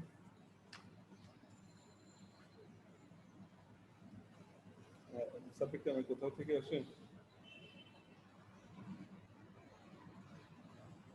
আর কোথাও থেকে আসে? শুধু টাইপ 2 সেলে সিনথেস করে, টাইপ 2 সেলে শুধুমাত্র সারফেক্টেন্ট সিনথেস করে। সেটা হচ্ছে আপনার এই যে টাইপ 2 সেল সিনথেস শুরু হয় 28 উইকস অফ জেস্টেশন, 28 সপ্তাহ থেকে আর কি, 28 সপ্তাহ থেকে। তাইলে একটা বাচ্চা 28 সপ্তাহ থেকে ধরেন আপনার সারফেক্টেন্ট সিক্রেট হওয়া বা সিনথেস হওয়া শুরু হয়। আপনার একটা বাচ্চা, আপনারা হাইলাইন মেমব্রেন ডিজিজ বা রেসপিরেটরি ডিস্ট্রেস সিনড্রোম করছেন না? জি স্যার। জি স্যার। আপনারা এর মধ্যে যদি হয় সেক্ষেত্রে একটা বাচ্চা যদি 30 সপ্তাহ হয় সেক্ষেত্রে ওকে বাঁচবে, মানে তার কি respiratory membrane disease, respiratory distress syndrome তো হবে। একটা বাচ্চা মানে আমরা এখানে বলছি 28 সপ্তাহ থেকে একটা মানুষের বাচ্চার সারফেক্টেন্ট, মায়ের পেটে সারফেক্টেন্ট সিনথেসিস হওয়া স্টার্ট হয়। তাহলে মানে স্টার্ট হওয়া মানে কি সারফেক্টেন্ট তো দরকার হয়, কিন্তু যে 30 উইকসে একটা বাচ্চা যদি ডেলিভারি হয়ে যায়, এটা প্রিম্যাচিউর বেবি, ওই বেবিটার রেসপিরেটরি ডিস্ট্রেস সিনড্রোম হবে কিনা? স্যার হবে। হবে স্যার। কেন? সো তো ভালোভাবে ডেভেলপ করে না এখন। ভালোভাবে ডেভেলপ করে নেই, বলি ভালোভাবে ডেভেলপ করে নেই জন্য, ঠিক আছে। 37 মানে টার্ম বেবি হচ্ছে 37 টু 42 উইকস পর্যন্ত।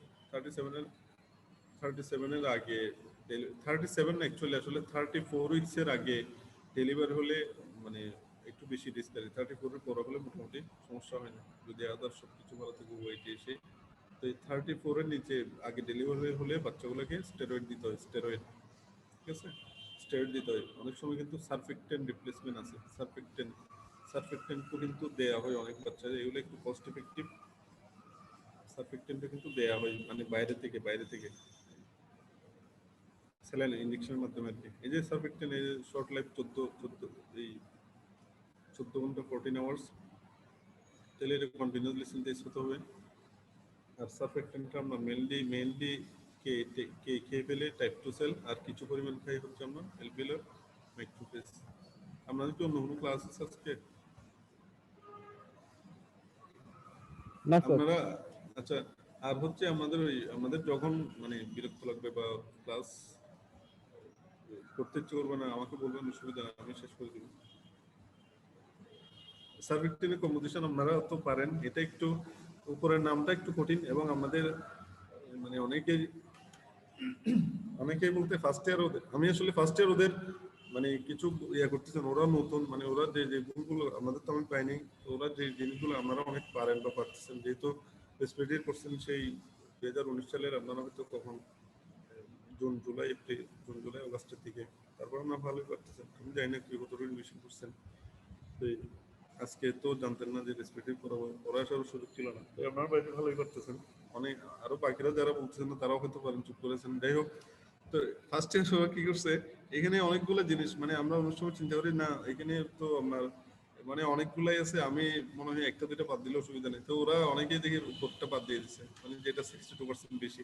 আপনার এটা মনে রাখতে হবে, মানে এটা যেহেতু 62%, এখানে পার্সেন্টেজের হিসাব আছে, শুধু নাম থাকলে ঠিক আছে একটা কথা, কিন্তু পার্সেন্টেজ যেহেতু হিসাব আছে, আপনারা এই জিনিসটা তো অবশ্যই আগে বলতে হবে, এবং নামটা একটু সুন্দর করে বলতে হবে। আপনারা একটা ওই যে সিলেবল, আসলে মানে ইংলিশ গ্রামারের সিলেবল করছে যেন মনোসিলেবল ডাইসিলেবল, এটা আপনারা দরকার ভেঙে করবেন। আর কারো যদি আপনার এই পুরো নামটা আপনার ইংলিশ ভাষায় আপনি যেভাবে পারেন আমার যেভাবে মনে থাকে, পাশে বাংলা ওইটা লিখে রাখবেন, ডাইপালমিটাইল ফসফেটাইল কোলিন, এরকম ভাগ করে করবেন, অথবা বাংলায় লিখে রাখবেন, যাতে এটা পরবর্তী আপনার অ্যাটলিস্ট আপনি বলার সময় যাতে এটা মানে জিনিসটা সুন্দর থাকে। স্পেলিং দরকার হলে আপনার দরকার নেই, স্পেলিং হয়তো আপনি নামটা সুন্দরভাবে বলতে পারলে স্পেলিং এ জিজ্ঞেস করবেন।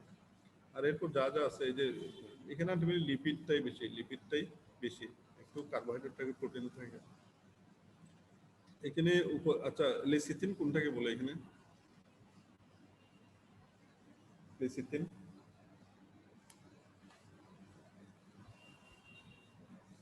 ডাইপামিটার ফসফেটাইল কোলিনে এটাকে লেসিথিন বলে, এটাকে মনে লেসিথিন বলে, তবে এটার ব্যাখ্যাটা আমি শিওর না, এটাকে লেসিথিন বলে, ঠিক আছে। আচ্ছা, এই সারফেক্টেন কি করে আলটিমেটলি সারফেস টেনশন রিডিউস করে। সারফেস টেনশন নিয়ে আপনারা বায়োকেমিস্ট্রিতে হয়তো পড়ছেন, সারফেস টেনশন নিয়ে বায়োকেমিস্ট্রিতে তো পড়ছেন আপনারা। যাই হোক, সারফেস টেনশনটা আমরা চাইবে এটাকে কলাপস করার জন্য, মানে জিনিসটাকে কুচকে ফেলার জন্য আর কি, এটাকে এক্সপ্যান্ড করে রাখে। স্যার এলভিলাসিটি ফ্লুইড সিক্রেশন হয়, এটা চাইতে আপনার কি এলভিলাসটা কলাপস করার জন্য, মানে ওই ফ্লুইডগুলা যে সারফেস টেনশনটা দেয় এটা চাইতে আপনার কলাপস, এগুলো আপনার পড়ছেন জানেন। আর মানে মেইন কাজ হচ্ছে সারফেস টেনশনটা রিডিউস করবে, সারফেস টেনশন রিডিউস করবে। তারপর আপনার এই যে লাংসের কমপ্লায়েন্স বাড়বে, স্টেবিলিটি বাড়বে, আলটিমেটলি ওই একটাই জিনিস সারফেস টেনশন। আর সারফেস টেনশন রিডিউস করার কারণে বাকি জিনিসগুলো হচ্ছে যে আরডিএস হতে পারে না, নিউরন বিভিন্ন, তারপর সাইজ অফ দ্য এলভিওলাই সেইগুলো করে।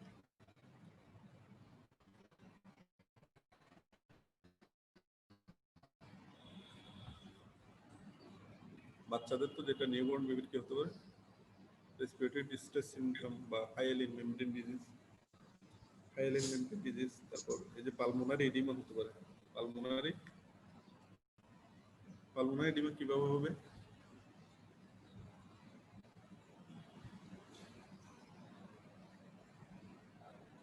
পালমোনারি এডিমা মানে আমরা বুঝতে পারছেন তো? জি স্যার। পালমোনারি এডিমা বলতে কি এরকম? স্যার লাংসে ওয়াটার অ্যাকুমুলেশন হবে। পালমোনারি ক্যাপিলারি গুলো। এখন লাং কলাপস হতে পারে। এই যে আলটিমেটলি সারফেস টেনশন নাম কথা বললে মানে লাংস যেহেতু একটা ইলেকট্রিক্যাল স্ট্রাকচার, ওটা চাই যে এটার ভিতরে যে মিউকাসিক টেস্ট হয় এগুলো চাই যে আপনার সকলে মানে কুচকাই ফেলবে, কিন্তু কুচকাই ফেলে মানে কি কুচকাই ফেলে মানে তো আলটিমেটলি লাং কলাপস আর নিউমোনিয়া। আর এই যে হরমোন আপনারা সার্ফেক্টেন্ট ডেফিসিয়েন্সি অফ সার্ফেক্টেন্ট বলে শুধু একটা করলে হবে, সেটা হচ্ছে রেসপিরেটরি ডিস্ট্রেস সিনড্রোম। আর কি যদি ম্যাডামরা বা স্যাররা কিছু জিজ্ঞেস করে সেটাতে কয়েকটা নাম বলতে পারেন। আর সার্ফেক্টেন্ট প্রোডাকশন স্টিমুলেট করে কে গ্লুকোকর্টিকয়েড আর থাইরয়েড, আর একটু ইনহিবিট করা হচ্ছে ইনসুলিনটা। সেটা কেন বা কিভাবে করে আমি জানি না, তো এগুলো আপনি একটু মনে রাখবেন শুধু হরমোনগুলোকে। এই যে যেমন ধরেন আপনারা এই যে বললাম এই বাচ্চাদের যদি একটা 34 এর আগে একটা বাচ্চা ডেলিভারি যায়, এগুলোকে স্টেরয়েড ইনজেকশন দেওয়া হয়, স্টেরয়েড ইনজেকশন। এই স্টেরয়েড মানে গ্লুকোকর্টিকয়েড। এটা একটু মনে রাখবেন যে সার্ফেক্টেনের ডেফিসিয়েন্সিতে কি হয়, একটা হচ্ছে রেসপিরেটরি ডিস্ট্রেস সিনড্রোম বা হাইএলিন মেমব্রেন ডিজিজ। আর সার্ফেক্টেন মানে কোন হরমোন সার্ফেক্টেন রেগুলেট করে, একটা হচ্ছে সার্ফেক্টেন প্রোডাকশন বাড়ায় বা স্টিমুলেট করে গ্লুকোকর্টিকয়েড আর থাইরয়েড, আর ইনহিবিট করে ইনসুলিন। এই যে রেসপিরেটরি ডিস্ট্রেস সিনড্রোম একটু করে আছে এখানে, মানে সার্ফেক্টেন্টের ডেফিসিয়েন্সি হয়, আর এটা হয় আমরা 37 উইকসের আগে ডেলিভারি হলে 28 উইকসের আগে। আপনারা এটা কিন্তু মনে রাখবেন। অনেকের হয়তো মনে হতে পারে যে না সার্ফেক্টেন্ট প্রোডাকশন শুরু হয়তো 28 সপ্তাহ থেকে, 28 সপ্তাহ পর ডেলিভারি হলে তো মনে হয় এই ডিসটা হবে না, আগে ডেলিভারি হলে তাহলে এটা 37 উইকস নিয়ে টার্ম না পর্যন্ত হলে এই ডিজিজ হওয়ার চান্স থাকে। মেইনলি হচ্ছে আপনার এমনি ক্লিনিক্যালি হচ্ছে 34 সপ্তাহ আগে হলে এই রিস্কটা বেশি থাকে বাচ্চাদের এই হাইল্যান্ড মেমব্রেন ডিজিজ হওয়ার চান্স। কিন্তু এখানে বইয়ের ভাষা হচ্ছে 37 উইকস, তার মানে একটা টার্ম না, মানে এটা প্রি টার্ম এগুলো তো আপনারা পড়ছেন হয়তো, প্রি টার্ম পোস্ট টার্ম হচ্ছে 37 উইকস, আর 37 উইকস থেকে শুরু করে 42 উইকস পর্যন্ত। মানে এর মধ্যে একটা বেবি হলে সেটা মানে টার্ম বেবি, সেটাকে আপনার সেফ ধরা হয়। আরডিএস এর এই যে রেসপিরেটরি ডিস্ট্রেস সিনড্রোম মানে রেসপিরেটরি ডিজিজ মানে আলটিমেটলি আপনার হচ্ছে শ্বাসকষ্ট। এই যে টেকিপনিয়া শ্বাসকষ্ট, রেসপিরেশন রেট বাড়বে, টেকিকার্ডিয়া মানে রেসপিরেটরি রেট বাড়লে হার্ট রেটও বাড়বে, চেস্ট ইনডোয়িং তো থাকবে, যেটাতে মানুষের শ্বাসকষ্ট হচ্ছে ওইটা চেস্ট ইনডোয়িং থাকবে। এগুলো তো আপনারা বুঝতেছেন চেস্ট ইনডোয়িং মানে এই যে আপনার আমাদের যে রেপ কেস আছে, রেপ কেসের মাঝখানে যে মানে গ্যাপ আছে, দেখবেন যে একটা বাচ্চা, বিশেষ করে বাচ্চাদের বেশি হয় এটা, এই আপনার রেসপিরেশন নেওয়ার সময় এখানে মানে গ্যাপটা দেখা যায় আর কি, ওর মানে বাইরের স্কিনটা ওই গ্যাপের মধ্যে ইনভিজিনেশন হয়, মনে হয় যে না ও একদম বাইরের সব কিছু খেয়ে এরকম আপনার। তারপর আমরা সাবকুস্টাল রিজিয়নেও সেম, পেটটা ভিতরে ঢুকে যায়, এটা হচ্ছে চেস্ট ইনভেড।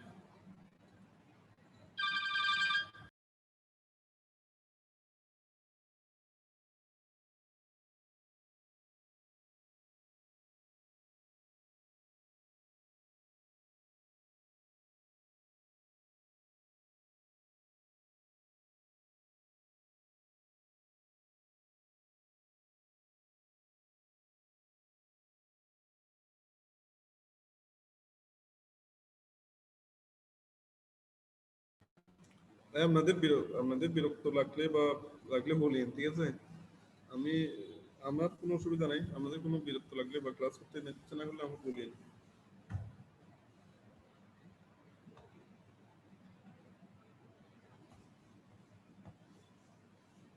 আচ্ছা, ব্রেথিং মানে নরমাল রেসপিরেটরি রেট কত normal অ্যাডাল্টের? 12 to 18 16 breaths to per 20 minute. breaths per minute. মানে 12 থেকে 18 পার মিনিট। তার মানে যদি আমরা মানে নরমালি 12 হিসাব করি তাহলে 1 মিনিটে 12টা। তার মানে একটা ব্রেথের জন্য 5 সেকেন্ড। একটা ব্রেথ বলতে ইন্সপিরেশন আর এক্সপিরেশন। এর ইন্সপিরেশন 2 সেকেন্ড না 3 second? 2 second inspiration or expiration 3 second. Expiration 3 3 second. Second. হ্যাঁ, এটা একটু মনে রাখবেন, আমার নিজের মনে থাকে না। তো ইন্সপিরেশনটা হচ্ছে একটু কম, যেহেতু এটা অ্যাক্টিভ প্রসেস। অনেকে মনে করে না এখানে অ্যাক্টিভ প্রসেস, এটা মানে একটু বেশি এফোর্ট দিতে হচ্ছে, এটা অনেক সময় লাগে। কিন্তু যেটা এক্সপিরেশন প্যাসিভ প্রসেস, এটা হচ্ছে সময় বেশি লাগে, 3 সেকেন্ড। তাহলে এটা এই যে এখানে জিনিসটা এই পেজের মধ্যে আমরা যদি বলেন কোনটা, এটাই সবচেয়ে মানে একটু বেশি কনফিউজিং আর কি, মনে থাকে না মানে কোনটা 2 সেকেন্ড। ইন্সপিরেশনটা হচ্ছে 2 সেকেন্ড ইন্সপিরেশন, আর এক্সপিরেশনটা হচ্ছে 3। ঠিক আছে? এই যে আপনি দেখবেন এক্সপিরেশন শুরু হয় এক্স দিয়ে আর তিনটা হচ্ছে উল্টা এক্স এর মতো। ঠিক আছে? এক্সপিরেশন শুরু হয় এক্স দিয়ে আর তিনটা হচ্ছে উল্টা এক্স এর মতো। আমি মনে রাখার চেষ্টা করি। তো যাই হোক, আর বাড়তে কত থাকে? 30 থেকে 60, 30 থেকে 30 টু 60 ব্রেথ পার মিনিট। তার মানে প্রতি সেকেন্ডে একটা ব্রেথ বাড়তে থাকতে পারে। এবং 60 একটা বাচ্চার ডেলিভারি পর 60 পর্যন্ত ব্রেথ থাকতে পারে। এটার জন্য কোনো কিছু বা কোনো চিকিৎসা দেওয়া হয় না, এটা থাকতে পারে নর্মাল। তার মানে 1 সেকেন্ডে একটা ব্রেথ। আর ফার্স্ট ইয়ার টেস্টে এগুলো দরকার নেই আমাদের। এক বাড়তে কত থাকে আর ওই অ্যাডাল্ট মেল ফিমেলে কত থাকে, এটা একটু মনে রাখবেন। এই যে রেসপিরেটরি রেট কোথায় বাড়ে, এগুলো হয়তো আপনাদের লাগবে না, আমি ওদের জন্য বানিয়েছি, আপনাদের দেখাচ্ছি। এই রেসপিরেটরি রেট কখন বাড়তে পারে? আলটিমেটলি শ্বাসকষ্ট, মানে শ্বাসকষ্টজনিত সব ডিজিজে আলটিমেটলি আমরা এই রেসপিরেটরি রেট বাড়তে পারে। যে ব্রঙ্কিয়াল এস্টেমা, তারপর সিপিডি, নিউমোনিয়া, নার্ভাস এক্সপেরিমেন্ট, বেশি দৌড়াদৌড়ি করলে, বেশি ভয় পেলে, হঠাৎ করে ঘুম ভেঙে গেলে মরে, এরকম আমার। আর এইগুলো, এই যে শীতকাল আসতেছে, ব্রঙ্কিয়াল এস্টেমা, সিপিডি এগুলো বেড়ে যায়। আর মানে রেসপিরেটরি কমে কখন? Barbiturate poisoning. বারবিচুরেট কিন্তু ওয়ান টাইপ অফ ড্রাগ, আপনারা গেলে পড়বেন, ফার্মাতে পড়বেন। আর ওপিয়াম মানে মরফিন টরফিন, মানে ঘুমের ওষুধ খেলে বা আপনার কোনো রিল্যাক্সের ওষুধ খেলে আলটিমেটলি রেসপিরেটরি কমে। মানুষটা ঘুমিয়ে থাকবে, ওর রেসপিরেটরি করার কোনো কারণ নেই। ঠিক আছে? কিন্তু মানুষ ঘুমিয়ে থাকলে বা অনেক বেশি রিল্যাক্স থাকলে তার রেসপিরেটরি কম থাকবে এমনিতে। এই নিচে কয়েকটা টার্ম দেখে, নিউপনিয়া মানে নর্মাল, টেকিপনিয়া, অ্যাপনিয়া। অ্যাপনিয়া মানে কি? Cessation of breath. of breath. আর Breathing. ডিসনিয়া মানে Decrease dyspnoea Decreased rate of breathing. না, সেটা ডিক্রিজ না, difficulties in breathing. Difficulties in breathing. Inspiration দেখেন, এই যে 2 সেকেন্ড, এটা অ্যাক্টিভ প্রসেস। ইন্সপিরেশনটা হচ্ছে 2 সেকেন্ড, এটা অ্যাক্টিভ প্রসেস। আর ইন্সপিরেশন মেইন মাসল হচ্ছে, মাসল অফ রেসপিরেশনটা আমরা বলছেন নর্মাল কোয়াইট ব্রেথিং আর ফোর্সফুল ইন্সপিরেশন এক্সপিরেশনে। এগুলো একটু মনে রাখতে হবে আর কি। আপনার অ্যানাটমি তো আছে, ভালো আছে, দুটো একটু রিড করবেন। আর ইন্সপিরেশনের মেইন মাসল হচ্ছে, ইন্সপিরেশনটা হচ্ছে অ্যাক্টিভ। এটা নরমাল ইন্সপিরেশনে আমরা দুইটা মাসল কাজ করে, একটা হচ্ছে ডায়াফ্রাম আর একটা হচ্ছে কি, আরেকটা কি muscle? External intercostal muscle. External intercostal muscle. আর ফোর্সফুল ইন্সপিরেশনে আরো অনেকগুলো মাসল আছে, স্টার্নোক্লেনোভেন্ট্রি, ডেসে, স্যাটাটাস, স্কেলেনি। আর নরমাল এক্সপিরেশনে কি কি মাসল লাগে? কোনো মাসল লাগে না। কোনো মাসল লাগে না। Elastic recoil tendency of the লাংটা হচ্ছে এটা, মানে এটা যেহেতু একটা বেসিক প্রসেস। আর পাম্প হ্যান্ডেল বা বাকেট হ্যান্ডেল, এগুলো তো আপনারা ইন্টারভিউতে পড়ছেন না? জি স্যার। পাম্প হ্যান্ডেল কি? পাম্প হ্যান্ডেল মানে হচ্ছে আপনার টিউবওয়েল। ট্রান্সফার ডায়ামিটারটা বেড়ে যাবে। হ্যাঁ, পাম্প হ্যান্ডেল কি? anterior posterior diameterটা বাড়বে। পাম্প হ্যান্ডেল হচ্ছে অ্যান্টেরিয়র পোস্টার ডায়ামিটারটা বাড়বে, আর বাকেট হ্যান্ডেল হচ্ছে ট্রান্সভার্স ডায়ামিটার বাড়বে। ট্রান্সভার্স ডায়ামিটার। এক্সপিরেশনটা দেখেন 3 সেকেন্ড, এটা প্যাসিভ প্রসেস। প্যাসিভ প্রসেস মানে এখানে কোনো এনার্জি বা কোনো মাসল, মানে নরমাল এক্সপিরেশনে কোনো এনার্জি, কোনো মাসল, কোনো কিছুই লাগবে না। এটা হচ্ছে আগে যে এই ইন্সপিরেশন দিচ্ছে ওখানে ডায়াফ্রামটা কন্ট্যাক্ট করে নিচে নামছে, তারপর আপনার আবার মানে চেস্ট আমরা এক্সপ্যান্ড দিচ্ছে, ওই জিনিসগুলো আগের অবস্থায় ফিরে আসলে তারপর লাংসও কোলাপস করবে। দেখেন no muscle is required during normal quiet expiration. রেসপিরেশনের মেকানিজম, ব্রেথিং, আপনার ইন্সপিরেশন এক্সপিরেশন এগুলো অনেক বড়। এটা এই যে দুইটা জিনিস আলটিমেটলি এখানে আপনার এই ইন্সপিরেশন আর এক্সপিরেশন হওয়ার জন্য যেহেতু আমরা নর্মাল বলছি, নর্মাল পড়াশোনা করতেছি, তাহলে এখানে নর্মাল ইন্সপিরেশন দুইটা মাসল, একটা হচ্ছে ডায়াফ্রাম, আরেকটা হচ্ছে এক্সটার্নাল External. ডায়াফ্রামের নার্ভ সাপ্লাই কি? ডায়াফ্রামের নার্ভ সাপ্লাই কি? Phrenic nerve. Phrenic nerve. ডায়াফ্রামের নার্ভ সাপ্লাই হচ্ছে স্যার ফ্রেনিক দুইটা। Nerve. Intercostal nerve. Intercostal nerve or phrenic nerve. আচ্ছা, এরপর হচ্ছে একটা গেল ডায়াফ্রাম, আরেকটা হচ্ছে আপনার এই মাসেলে এক্সটার্নাল নিউরোস্টাল মাসেলের নার্ভ সাপ্লাই।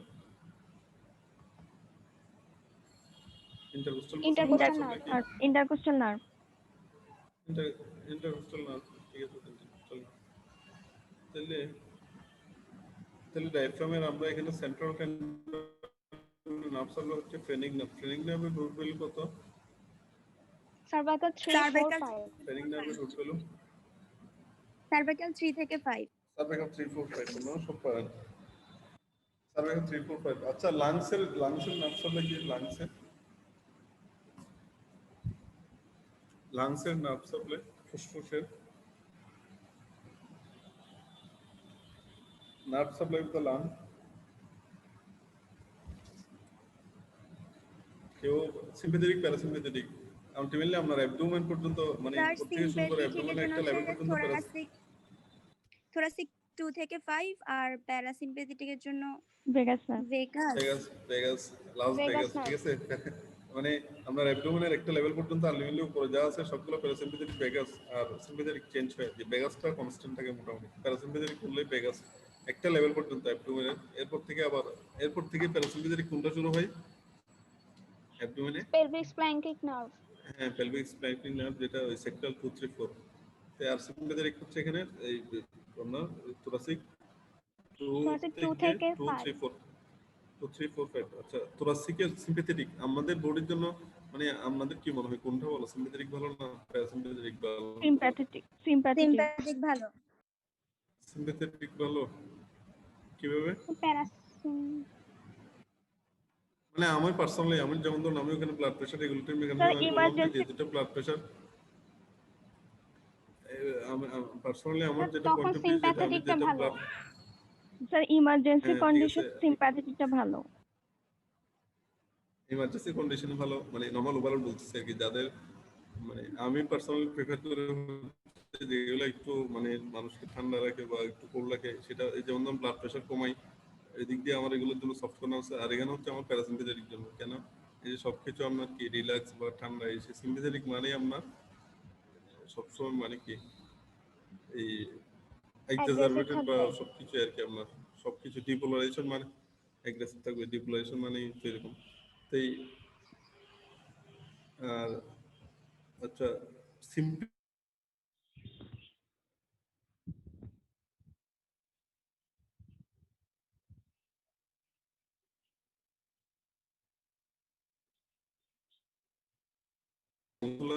কনস্ট্রিক্ট করবে, যেটা ভালো না, খারাপ। আর ব্রঙ্কোডাইলেশন মানে ডাইলেট করবে। হ্যালো, আর ব্রঙ্কোডাইলেশন মানে ভালো। এখানে কিন্তু আপনার সব জায়গায় কিন্তু, যেমন ধরেন সিম্পাথেটিক সব জায়গায় আলটিমেটলি কি করে? ভ্যাসোকনস্ট্রিকশন না ভ্যাসোডাইলেশন? ভ্যাসোকনস্ট্রিকশন করবে। কনস্ট্রিকশন করলে আলটিমেটলি ব্লাড প্রেশার বাড়াবে। কিন্তু এখানেও সেম ভ্যাসোকনস্ট্রিকশন করে, সেটা হচ্ছে ব্লাড ভেসেলের ক্ষেত্রে। কিন্তু আমাদের এই যে এয়ার যাওয়ার জন্য যেটা ব্রঙ্কোডাইলেশন হওয়া দরকার, মানে ব্রঙ্কোডাইলেশন হলে আমাদের জন্য ভালো, মানে ভালো ফুসফুস, মানে এয়ারও এটা এন্ট্রি এক্সিটটা ভালো হবে। এখানে ব্রঙ্কোডাইলেশন করে কিন্তু সিম্পাথেটিকটা হচ্ছে ব্রঙ্কোডাইলেশন করে, বুঝছেন? জি স্যার। ফার্স্ট হচ্ছে ভ্যাসোকনস্ট্রিকশন করে, ভেসেল কনস্ট্রিক্ট করে, কিন্তু ব্রঙ্কোডাইলেশন করে। আর সিক্রেশনটা একটু কমায়, সিক্রেশনটা কমায়। মানে লাংসের ক্ষেত্রে আপনার মানে সিম্পাথেটিক প্যারাসিম্পাথেটিক ক্ষেত্রে আমি একটু জিনিসগুলো আছে।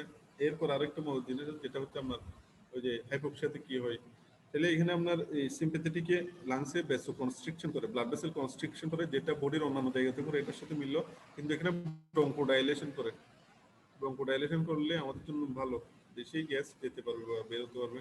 এরপর হচ্ছে সিক্রেশনটা কমাই, লাংসের যে মিকাস সিক্রেশন বা অ্যালভিওলাসের যে মিকাস সিক্রেশন হয় এগুলো কমাই। এগুলো কমাইলে কিন্তু একটা লেভেল পর্যন্ত সিক্রেশন থাকে, কিন্তু বেশি কমালে যাদের যে স্পোটাম বের হয় এগুলো কিন্তু বেশি বেশি সিক্রেশন হয়। কারণ নর্মাল অনেক মানুষ আছে যাদের কোনো ডিজিজ নেই, কোনো কিছুই নেই, কিন্তু অনেক বেশি তাদের মানে স্পোটাম রিলিজ হবে, বের হয়।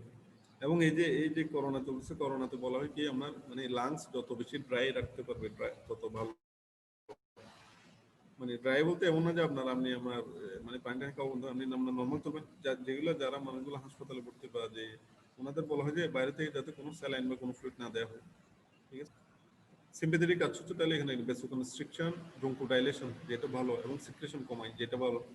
আর প্যারাসিম্পাথেটিক কাজটা হচ্ছে উল্টা, ভেসোডাইলেশন করবে মানে ব্লাড প্রেশার কমাবে, ব্লাড যাবে, কিন্তু আপনার কিন্তু ব্রঙ্কোকনস্ট্রিকশন করবে এবং সিক্রেশন বাড়াবে, যেগুলো কারণে আপনার শ্বাসকষ্ট হয়তো বাড়তে পারে। ঠিক আছে, তাহলে ডেড স্পেস নিয়ে তো আপনি বলছেন, এই যে ডেড স্পেস মানে কি আলটিমেটলি অ্যাটমিক্যাল ডেড স্পেস বলতে এখানকার গ্যাসগুলো আপনার কখনোই কোনোভাবেই কোনো ধরনের কোনো কিছুতেই গ্যাস এক্সচেঞ্জ হবে না বা করবে না, এবং এটা কনস্ট্যান্ট, এটা ফিক্সড। এই 150 ml-টা 150 ml-টা ফিক্সড। টাইডাল ভলিউম যাই হোক, টাইডাল ভলিউম আমার 200 হোক, টাইডাল ভলিউম 500 হোক, টাইডাল ভলিউম 1000 হোক, অ্যানাটমিক্যাল ডেড স্পেসটা ফিক্সড। অ্যানাটমিক্যাল ডেড স্পেসের কাজ কি? কন্ডিশনিং আর রিমুভাল ফরম পার্টিকেল, আর এই যে হিউমিডিফিকেশন এই সেই যা যা করে কি আমরা। আর এলভিআর ডেড স্পেস নরমালি কত? 0, ঠিক আছে। আর প্যাথোলজিক্যাল কন্ডিশনে তো আপনার মানে থাকতে পারে। আর টোটাল ডেড স্পেসটা হচ্ছে অ্যালভিওলার ডেড স্পেস নরমালি 0। মানে একজন সুস্থ মানুষের সবগুলো অ্যালভিওলার ভর থাকলে এখানে কোনো ডেড স্পেস থাকবে না। আর ওই ডেড স্পেসে যে এয়ারগুলো থাকে এগুলোকে বলা হয় ডেড স্পেস এয়ার। নরমালি যেটা অ্যালভিওলার ডেড স্পেস যেটা সেটা normally 0।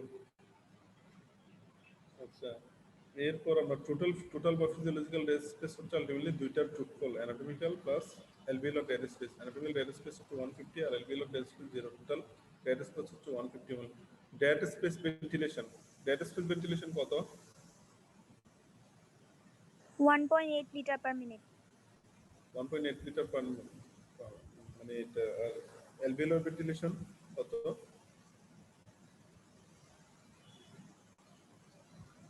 Alveolar ventilation 4.2 litre per minute. 4.2 litre per minute. 4.2 litre per minute. আর pulmonary ventilation 6 litre. 6 litre per minute. 6 litre per minute. তার মানে পালমোনারি ভেন্টিলেশন হচ্ছে মানে এই দুইটার লিটার পার মিনিট। দুইটার সামেশন আর কি, দুইটার যোগফল, ঠিক আছে। Alveolar ventilation plus dead space ventilation. Alveolar ventilation হচ্ছে আমরা রেসপিরেটরি জন্য যে গ্যাস দেয় ওইটাই হচ্ছে রেসপিরেটরি রেট। আর ডেড স্পেস ভেন্টিলেশন মানে আপনার anatomical dead space air into respiratory rate. 5 to 6 litre. এই যে আমরা বললাম পালমোনারি ভেন্টিলেশন 6 লিটার, এরকম 6 লিটার অনেক জিনিস আছে আরো। যেমন কার্ডিয়াক আউটপুট কত? Sir 5 litre. 5 to 6 litre. তারপর আমরা এই পালমোনারি ব্লাড ফ্লো কিন্তু 5 to 6 লিটার। আপনি এই দুইটার সাথে কিন্তু 5 to 6 লিটার অনেকগুলো জিনিস পেয়েছেন। তাহলে ডেড স্পেস নিয়ে আমাদের anatomical dead space, alveolar dead space, total dead space air হচ্ছে 150 ml নরমাল কন্ডিশনে। আর ডেড স্পেস ভেন্টিলেশন মানে এই অ্যানাটমিক্যাল ডেড স্পেসে যা এয়ার থাকে এগুলো ইনটু রেসপিরেটরি করতে। আচ্ছা, এয়ারের কম্পোজিশন তো ওই যে চার্টটা আছে আর কি গাইডনে আপনার আলটিমেটলি যে এনভায়রনমেন্টাল যে ইয়ার মানে এনভায়রনমেন্টাল যে ইয়ার এটা আমরা নিচ্ছি, এর সাথে যে এখানে মডিফিকেশন আপনার হিউমিডিফিকেশন হচ্ছে, একটু পানি অ্যাড হচ্ছে, ময়েশ্চার আর্দ্র হচ্ছে, একটু গরম হচ্ছে। আর অ্যালভিওলার এয়ারে বা ভিতরের এয়ারে তো আরো বেশি দেখেন ওখানে অনেক বেশি অক্সিজেন থাকবে বা কার্বন ডাইঅক্সাইড থাকবে। এই চার্টটা আপনাদের এটা আপনারা একটু গাইড না, গাইডে আমি জানি না কিরকম আছে, একটু গাইডন থেকে একটু মানে পড়ার চেষ্টা করবেন নাকি। চার্টটা দেখা যাচ্ছে তো না? জি স্যার। এই যে নাইট্রোজেনটা বেশি থাকে, তবে আমাদের তো এখানে নাইট্রোজেন কাজ নেই, আমাদের মেইন কাজ হচ্ছে অক্সিজেন, কার্বন ডাইঅক্সাইড আর ওয়াটার। ঠিক আছে, কোনটা কত পার্সেন্ট আর কোনটা এই প্রেসার কতটুকু থাকে আর কি মিলিমিটার মার্কারে। দেখেন এই যে অ্যাটমসফিয়ারিক এয়ার, অক্সিজেন কত 159, হিমোডিফেট এয়ার একটু কমলো, অ্যালভিলার এয়ার গিয়ে আরো কমলো কেন? ওই যে এক্সচেঞ্জ করছে। আর এক্সপায়ার্ড এয়ারে 120 হয়েছে। এই যে এক্সপায়ার্ড এয়ারে আবার অক্সিজেন বাড়ছে কেন?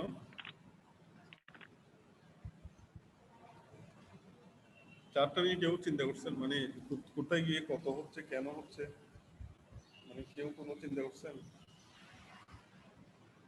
বই বলছে মুখস্থ করছেন।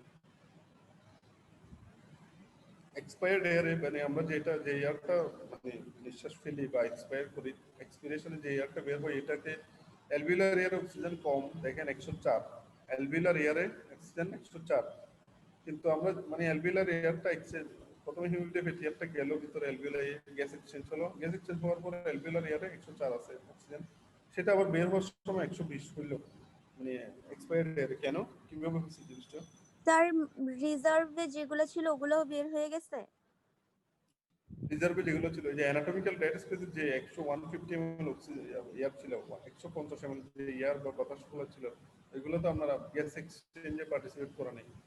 তার মানে ওখানে যে পরিমাণ যে অক্সিজেনটা ছিল যা হচ্ছে তাই আছে।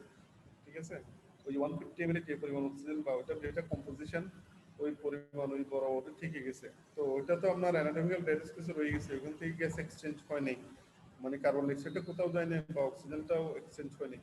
তো আলটিমেটলি আমরা টাইডাল ভলিউমটা বলতেছি যে 500 ml, মানে ইন্সপিরেশনে 500 ml ঢুকে এক্সপিরেশনে 500 ml বের হয়, সেটা অ্যানাটমিক্যাল ডেড স্পেস থেকে আসছে না অ্যালভিউলার ডেড স্পেস। আমাদের এগুলো দেখা দরকার না, টোটাল 500 ml বের হবে। তাহলে 500 ml বের হওয়ার জন্য অ্যানাটমিক্যাল ডেড স্পেসে যে 150 ml এয়ার ছিল এগুলো তো কনস্ট্যান্ট ছিল ওখানে, এবং এগুলো কোনো গ্যাস এক্সচেঞ্জে পার্টিসিপেট করে নাই। তো অ্যালভিউলার এয়ারটা যে বের হওয়ার সময় আলটিমেটলি অ্যানাটমিক্যাল ডেড স্পেসের এয়ারগুলো তো আগে বের হতে হবে, তাই না? এগুলো যেহেতু এয়ারওয়েতে মানে নোজটা আগে বা ট্রাকিয়াগুলো আগে, অ্যালভিউলাস তো অনেক ভিতরে, তো বের হওয়ার জন্য আগে অ্যানাটমিক্যাল ডেড স্পেসের এয়ারগুলো বের হতে হবে, দেন অ্যালভিউলার এয়ারগুলো বের হবে। আলটিমেটলি সব মিলে এই কম্পোজিশনটা 120 হয়, যেখানে অক্সিজেনটা বাড়ে বা বাড়তেছে না। অনেকে বলবে এক্সপায়ার্ড এয়ারে যে আমাদের কার্বন ডাইঅক্সাইড বেশি থাকে, এখানে আমার অক্সিজেন তো বেশি থাকতেছে বা হচ্ছে কেন? রেসপিরেটরি এন্ট্রিগুলো আপনারা করছেন, পারবেন। কারো বিরক্ত লাগলে বা আনিজে লাগলে হেজিটেট ফিল করার কিছু নেই, আমরা বলবেন, অসুবিধা নেই। ঠিক আছে, আর আমি ক্লাস দিলে আমি সারাদিন ক্লাস দিতে পারবো, অসুবিধা নেই। এই রেসপিরেটরি মেমব্রেন দেখেন, সব জায়গায় একটা মেমব্রেন থাকে, মানে একটা ব্যারিয়ার থাকে সব জায়গায়। এই যে ব্লাড ব্রেন ব্যারিয়ার মানে করছেন, ব্লাড প্লাসেন্টার ব্যারিয়ার, এই যে কিডনিতেও আছে আপনার এখানে গ্লোমেরুলার মেমব্রেন, এখানে একটা মেমব্রেন থাকে যেহেতু মানে ফিল্ট্রেশন বা এক্সচেঞ্জ হওয়ার জন্য। তাহলে অ্যালভিওলাস আর পালমোনারি ক্যাপিলারি মাঝখানে যেটা থাকে আর কি রেসপিরেটরি মেমব্রেন, এটার এভারেজ ডায়ামিটার হচ্ছে আপনার 0.6 মাইক্রোমিটার। টোটাল সারফেস এরিয়া হচ্ছে আপনার কত? 70 মিটার স্কয়ার।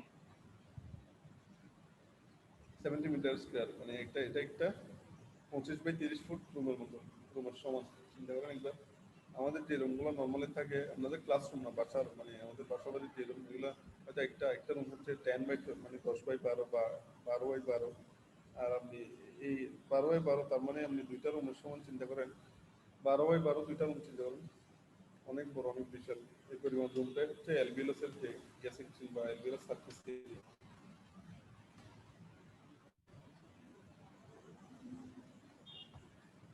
এই যে রেসপিরেটরি মেমব্রেনের 6টা লেয়ার, 6টা লেয়ার একটু মুখস্থ রাখতে হবে, গাইডনে বেশ সুন্দর করবে। 6টা লেয়ার বেশ মানে সুন্দর করে, এই যে এখানে ছবি আছে আপনাদের, এগুলো একটু তো মুখস্থ করতে হবে, বিশেষ করে ছবিটা মনে রাখার চেষ্টা করবেন আর কি। 6টা লেয়ার একদম 6টা লেয়ার একদম। কারণ যেমন এই যে ফার্স্ট হচ্ছে আপনার কি, এই যে ফ্লুইড এন্ড সাফেক্টেড লেয়ার, আপনি বাম সাইড থেকে যান, বাম সাইড থেকে যেখানে আরবিসি আছে ওই সাইড এর অপোজিট সাইড থেকে ফার্স্ট লেয়ারটা হচ্ছে আপনার ফ্লুইড এন্ড সাফেক্টেড লেয়ার, মাঝখানেরটা হচ্ছে অ্যালভিওলার এপিথেলিয়াম, এরপরটা হচ্ছে আপনার এপিথেলিয়াল বেসমেন্ট মেমব্রেন, মানে অ্যালভিওলার এপিথেলিয়াল বেসমেন্ট মেমব্রেন। এখানে দেখেন মাঝখানে যে এই যে জালিকার মতো জিনিসগুলো, এটা হচ্ছে ইন্টারস্টিশিয়াল স্পেস, এরপর হচ্ছে আমার ক্যাপিলারি বেসমেন্ট মেমব্রেন, মানে ভেসেলের যেটা পালমোনারি ক্যাপিলারি, এটা বেসমেন্ট মেমব্রেন। এরপর হচ্ছে ক্যাপিলারি এন্ডোথেলিয়াম। 6টা লেয়ার। তো ছবি দেখে কেউ একজন বলতে পারবেন লেয়ারগুলো? জি স্যার। বলুন তো দেখি, বলুন। Fluid and surfactant layer, alveolar epithelium, epithelial basement membrane, interstitial space, capillary basement membrane, হচ্ছে capillary endothelium। হ্যাঁ ঠিক আছে। আচ্ছা এখানে যে এই 6টা লেয়ার, টোটাল 6টা লেয়ার, এখানে আপনাদের এই যে এই মেমব্রেনের থিকনেস বাড়লে এটা কোন জায়গায় থিকনেস বাড়বে, মানে কোন জায়গার কোন কোন মানে কোন ঝামেলার জন্য থিকনেস বাড়তে পারে এই 6টা লেয়ারের মধ্যে? আমরা যেহেতু আপনারা পড়ছেন বা আসতেছেন এই যে factors affecting gas exchange through pulmonary membrane, সবগুলো ম্যাক্সিমামই হচ্ছে আপনার মানে গ্যাস এক্সচেঞ্জ বাড়াবে, কিন্তু একটা দুটো জিনিস আছে যেটা গ্যাস এক্সচেঞ্জ কমাবে, সেটা মেমব্রেনের ডিফেক্টের জন্য। মানে মেমব্রেনে কি কি ডিফেক্ট হতে পারে এখানে আপনাদের কি মনে হয়?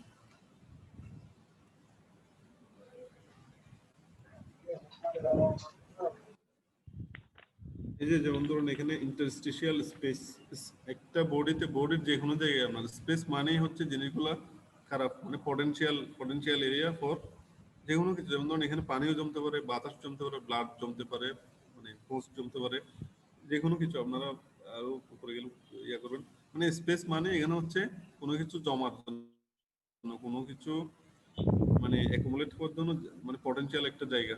যেমন এখানে পানিও জমতে পারে, এয়ার জমতে পারে, ব্লাড জমতে পারে। তো এখন পানি জমলে এখানে পালমোনারি এডিমা বা এডিমা হতে পারে। এই যে স্পেসে, ইন্টারস্টিশিয়াল স্পেসে পানি জমতে পারে যে কোনো কারণে, ডিজিজ কন্ডিশনে বলতেছি, নরমালি না। পানি জমে এটা এডিমা হতে পারে। এডিমা মানে পানি অ্যাকুমুলেট হওয়া মানে তো আলটিমেটলি এডিমা, ঠিক আছে? এডিমা, তো এডিমা হলে এই যে এখানে যদি আপনার ধরেন থাকার কথা ধরেন 20 ml 20 ml ফ্লুইড, এখানে যদি আপনার 100 ml জমা হয় তাহলে লেয়ারটা অনেক বেশি মোটা হয়ে যাবে, তাহলে থিকনেসটা বেড়ে যাবে, রেসপিরেটরি মেমব্রেনের থিকনেসটা বেড়ে যাবে। থিকনেস বাড়লে আগে যেমন ধরুন আমাকে 1 মাইল পাড়ি মানে 1 মাইল ক্রস করতে হতো, কিন্তু এখানে যে গ্যাস এক্সচেঞ্জ হবে ওটা যদি মেমব্রেনের থিকনেস বেড়ে যায় তাহলে 3 মাইল পাড়ি দিতে হবে, তাহলে গ্যাস এক্সচেঞ্জ কমে যাবে। মানে আমি বলতে চাচ্ছি এটা থিকনেস বাড়বে, এবং থিকনেস বাড়লে গ্যাস এক্সচেঞ্জ কমবে, এটা আপনারা জানেন। এবং থিকনেস কোথায় কোথায় বাড়তে পারে? এই যে ইন্টারস্টিশিয়াল স্পেসগুলোতে আপনার পানি জমলে বা কোনো কিছু জমলে, অ্যাকুমুলেট হলে, তারপর আপনার এই যে বেসমেন্ট মেমব্রেন বা এপিথেলিয়ামে কোনো ফাইব্রোসিস হলে, ফাইব্রোসিস মানে মোটা হয়ে যাওয়া আর কি, কোলাজেন অ্যাকুমুলেশন হওয়া। আচ্ছা gas exchange ultimately respiratory gas exchange কোন মেকানিজমের মাধ্যমে হয়? সিম্পল ডিফিউশন, কিছু না, সিম্পল ডিফিউশন। সিম্পল ডিফিউশনের ক্রাইটেরিয়াগুলো কি কি?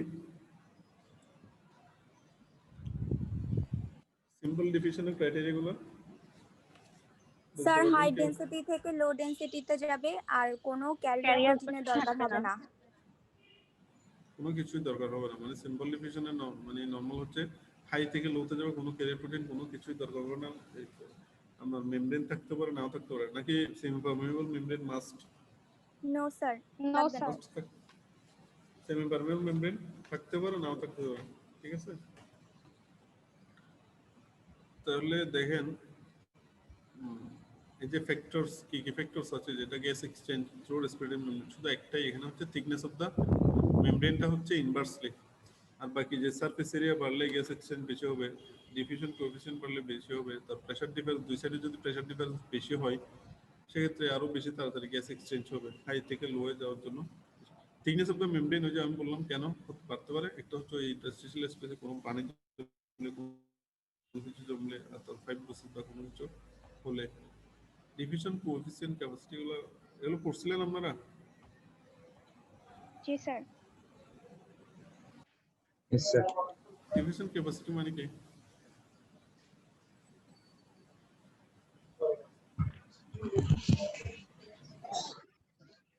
মানে আপনার এই 1 মিলিমিটার প্রেসার ডিফারেন্সের জন্য প্রতি মিনিটে যে পরিমাণ গ্যাস এক্সচেঞ্জ যেতে পারবে আর কি, প্রতি 1 মিলিমিটার প্রেসার ডিফারেন্সের জন্য। এই যে অক্সিজেনের নরমাল রেস্টিং কন্ডিশন অক্সিজেন হচ্ছে 21 ml, তার মানে আর কার্বন ডাইঅক্সাইড হচ্ছে 400 থেকে 450 ml। কার্বন ডাইঅক্সাইড কিন্তু আমরা নরমাল রেস্টিং কন্ডিশনে কার্বন ডাইঅক্সাইডের পারমিএবিলিটি, কার্বন ডাইঅক্সাইডের মোবিলিটি, মানে অনেক বেশি মুভ করতে পারে, অনেক বেশি পারমিএবল কার্বন ডাইঅক্সাইড। এবং এই যে দেখতেছেন আপনার প্রতি শুধুমাত্র 1 মিলিমিটার প্রেসার চেঞ্জ হলে, তার মানে ধরুন আপনার অ্যালভিওলার এয়ারে কার্বন ডাইঅক্সাইড প্রেসার আছে ধরেন আপনার 50 40, আর এই ব্লাডের ওই সাইডে আছে আপনার ধরেন 30, 10 মিলিমিটার ডিফারেন্স। এটা যদি কমে ওইদিকে 30 থেকে 29 হয়, তার মানে আরো ওই 1 মিলিমিটার প্রেসার ডিফারেন্সের জন্য আরো 400-500 ml কার্বন ডাইঅক্সাইড অনেক বেশি ডিফিউজ হবে। কিন্তু অক্সিজেন 21 ml, মানে অক্সিজেন হচ্ছে প্রতি 1 মিলিমিটার প্রেসার ডিফারেন্সের জন্য প্রতি 1 মিনিটে 21 ml অক্সিজেন বেশি ডিফিউশন হতে পারবে।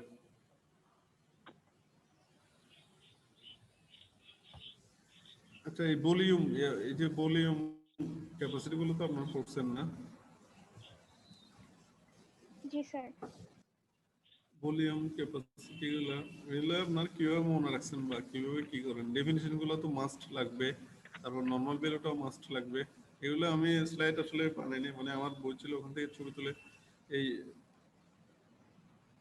এই কিভাবে কি মনে রাখছেন আপনারা, মানে এমনি মুখস্থ করছেন? বুঝে করা যায় কিন্তু আলটিমেট।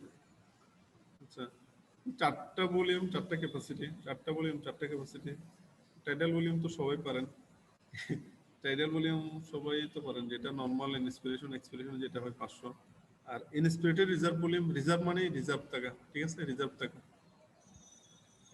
মানে আমি একটা জিনিস ধরেন এমনি নরমালি কিছু মানুষ ধরেন একটা মানুষ, আমি 5 টাকা ইনকাম করলাম, আমি নরমাল আমার 5 টাকা দিই, মানে আমি চাচ্ছি 5 টাকা থেকে আমি রিজার্ভ করবো, বা ধরেন আমি 3 টাকা খরচ করতেছি বা 4 টাকা খরচ করতেছি, প্রতি মাসে 1 টাকা করে বা ডেলি 1 টাকা করে সেভ করতেছি।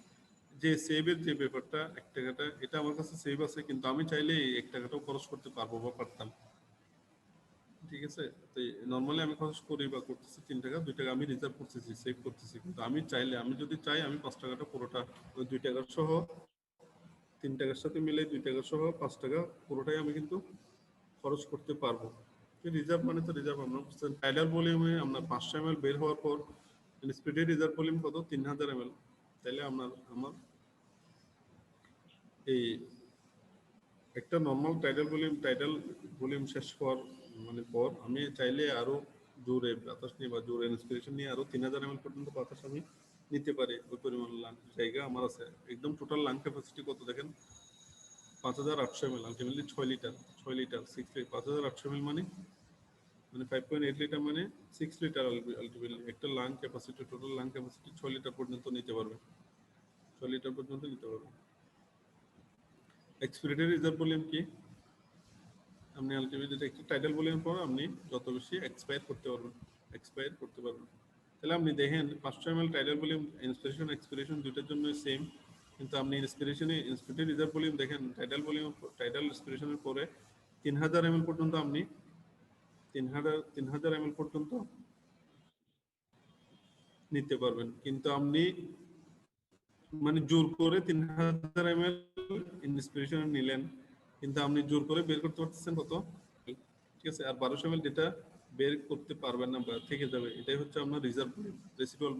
রেসিডুয়াল ভলিউম এটা কনস্ট্যান্ট, এটা ফিক্স, মানে লাংসে এই ভলিউমটা লাগবে। নাইলে আপনি যদি ওই লাংস থেকে সব বাতাস বের করে নিয়ে আসেন, তাহলে লাংস কলাপস করবে, মানে লাংস কি কলাপস করবে, চুপসে যাবে। আর এই যে ক্যাপাসিটি, এগুলো আলটিমেটলি আসলে মুখস্থ করতে হবে। যতই বুঝে পড়েন আপনি, মানে আপনারা বুঝছেন, বুঝে পড়ছেন, কিন্তু আলটিমেটলি আসলে মুখস্থ করতে হবে, কিছু করার নেই। ঠিক আছে? জি স্যার। জি স্যার। আপনারা তো নাকি টায়ার্ড ক্লাস?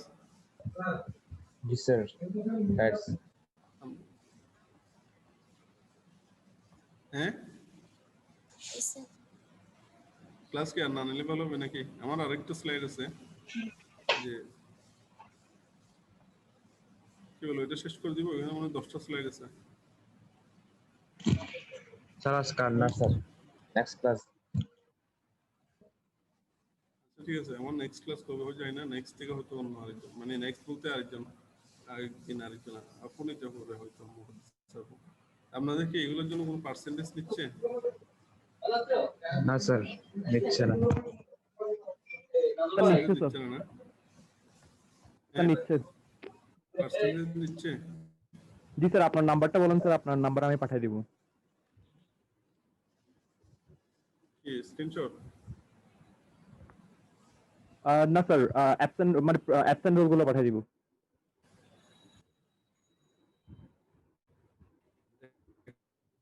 এখন প্রেজেন্ট কয়জন?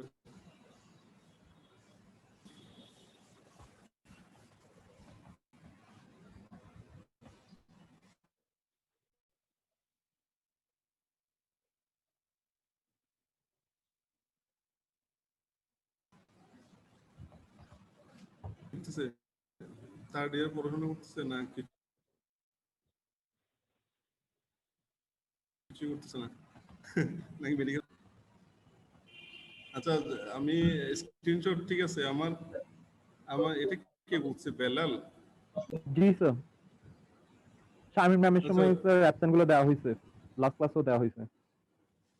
হ্যাঁ হ্যাঁ, অসুবিধা নাই, আমাকে এখানে অ্যাটেন্ডেন্স দিছে, এই জন্য জিজ্ঞেস করলাম পার্সেন্টেজের জন্য।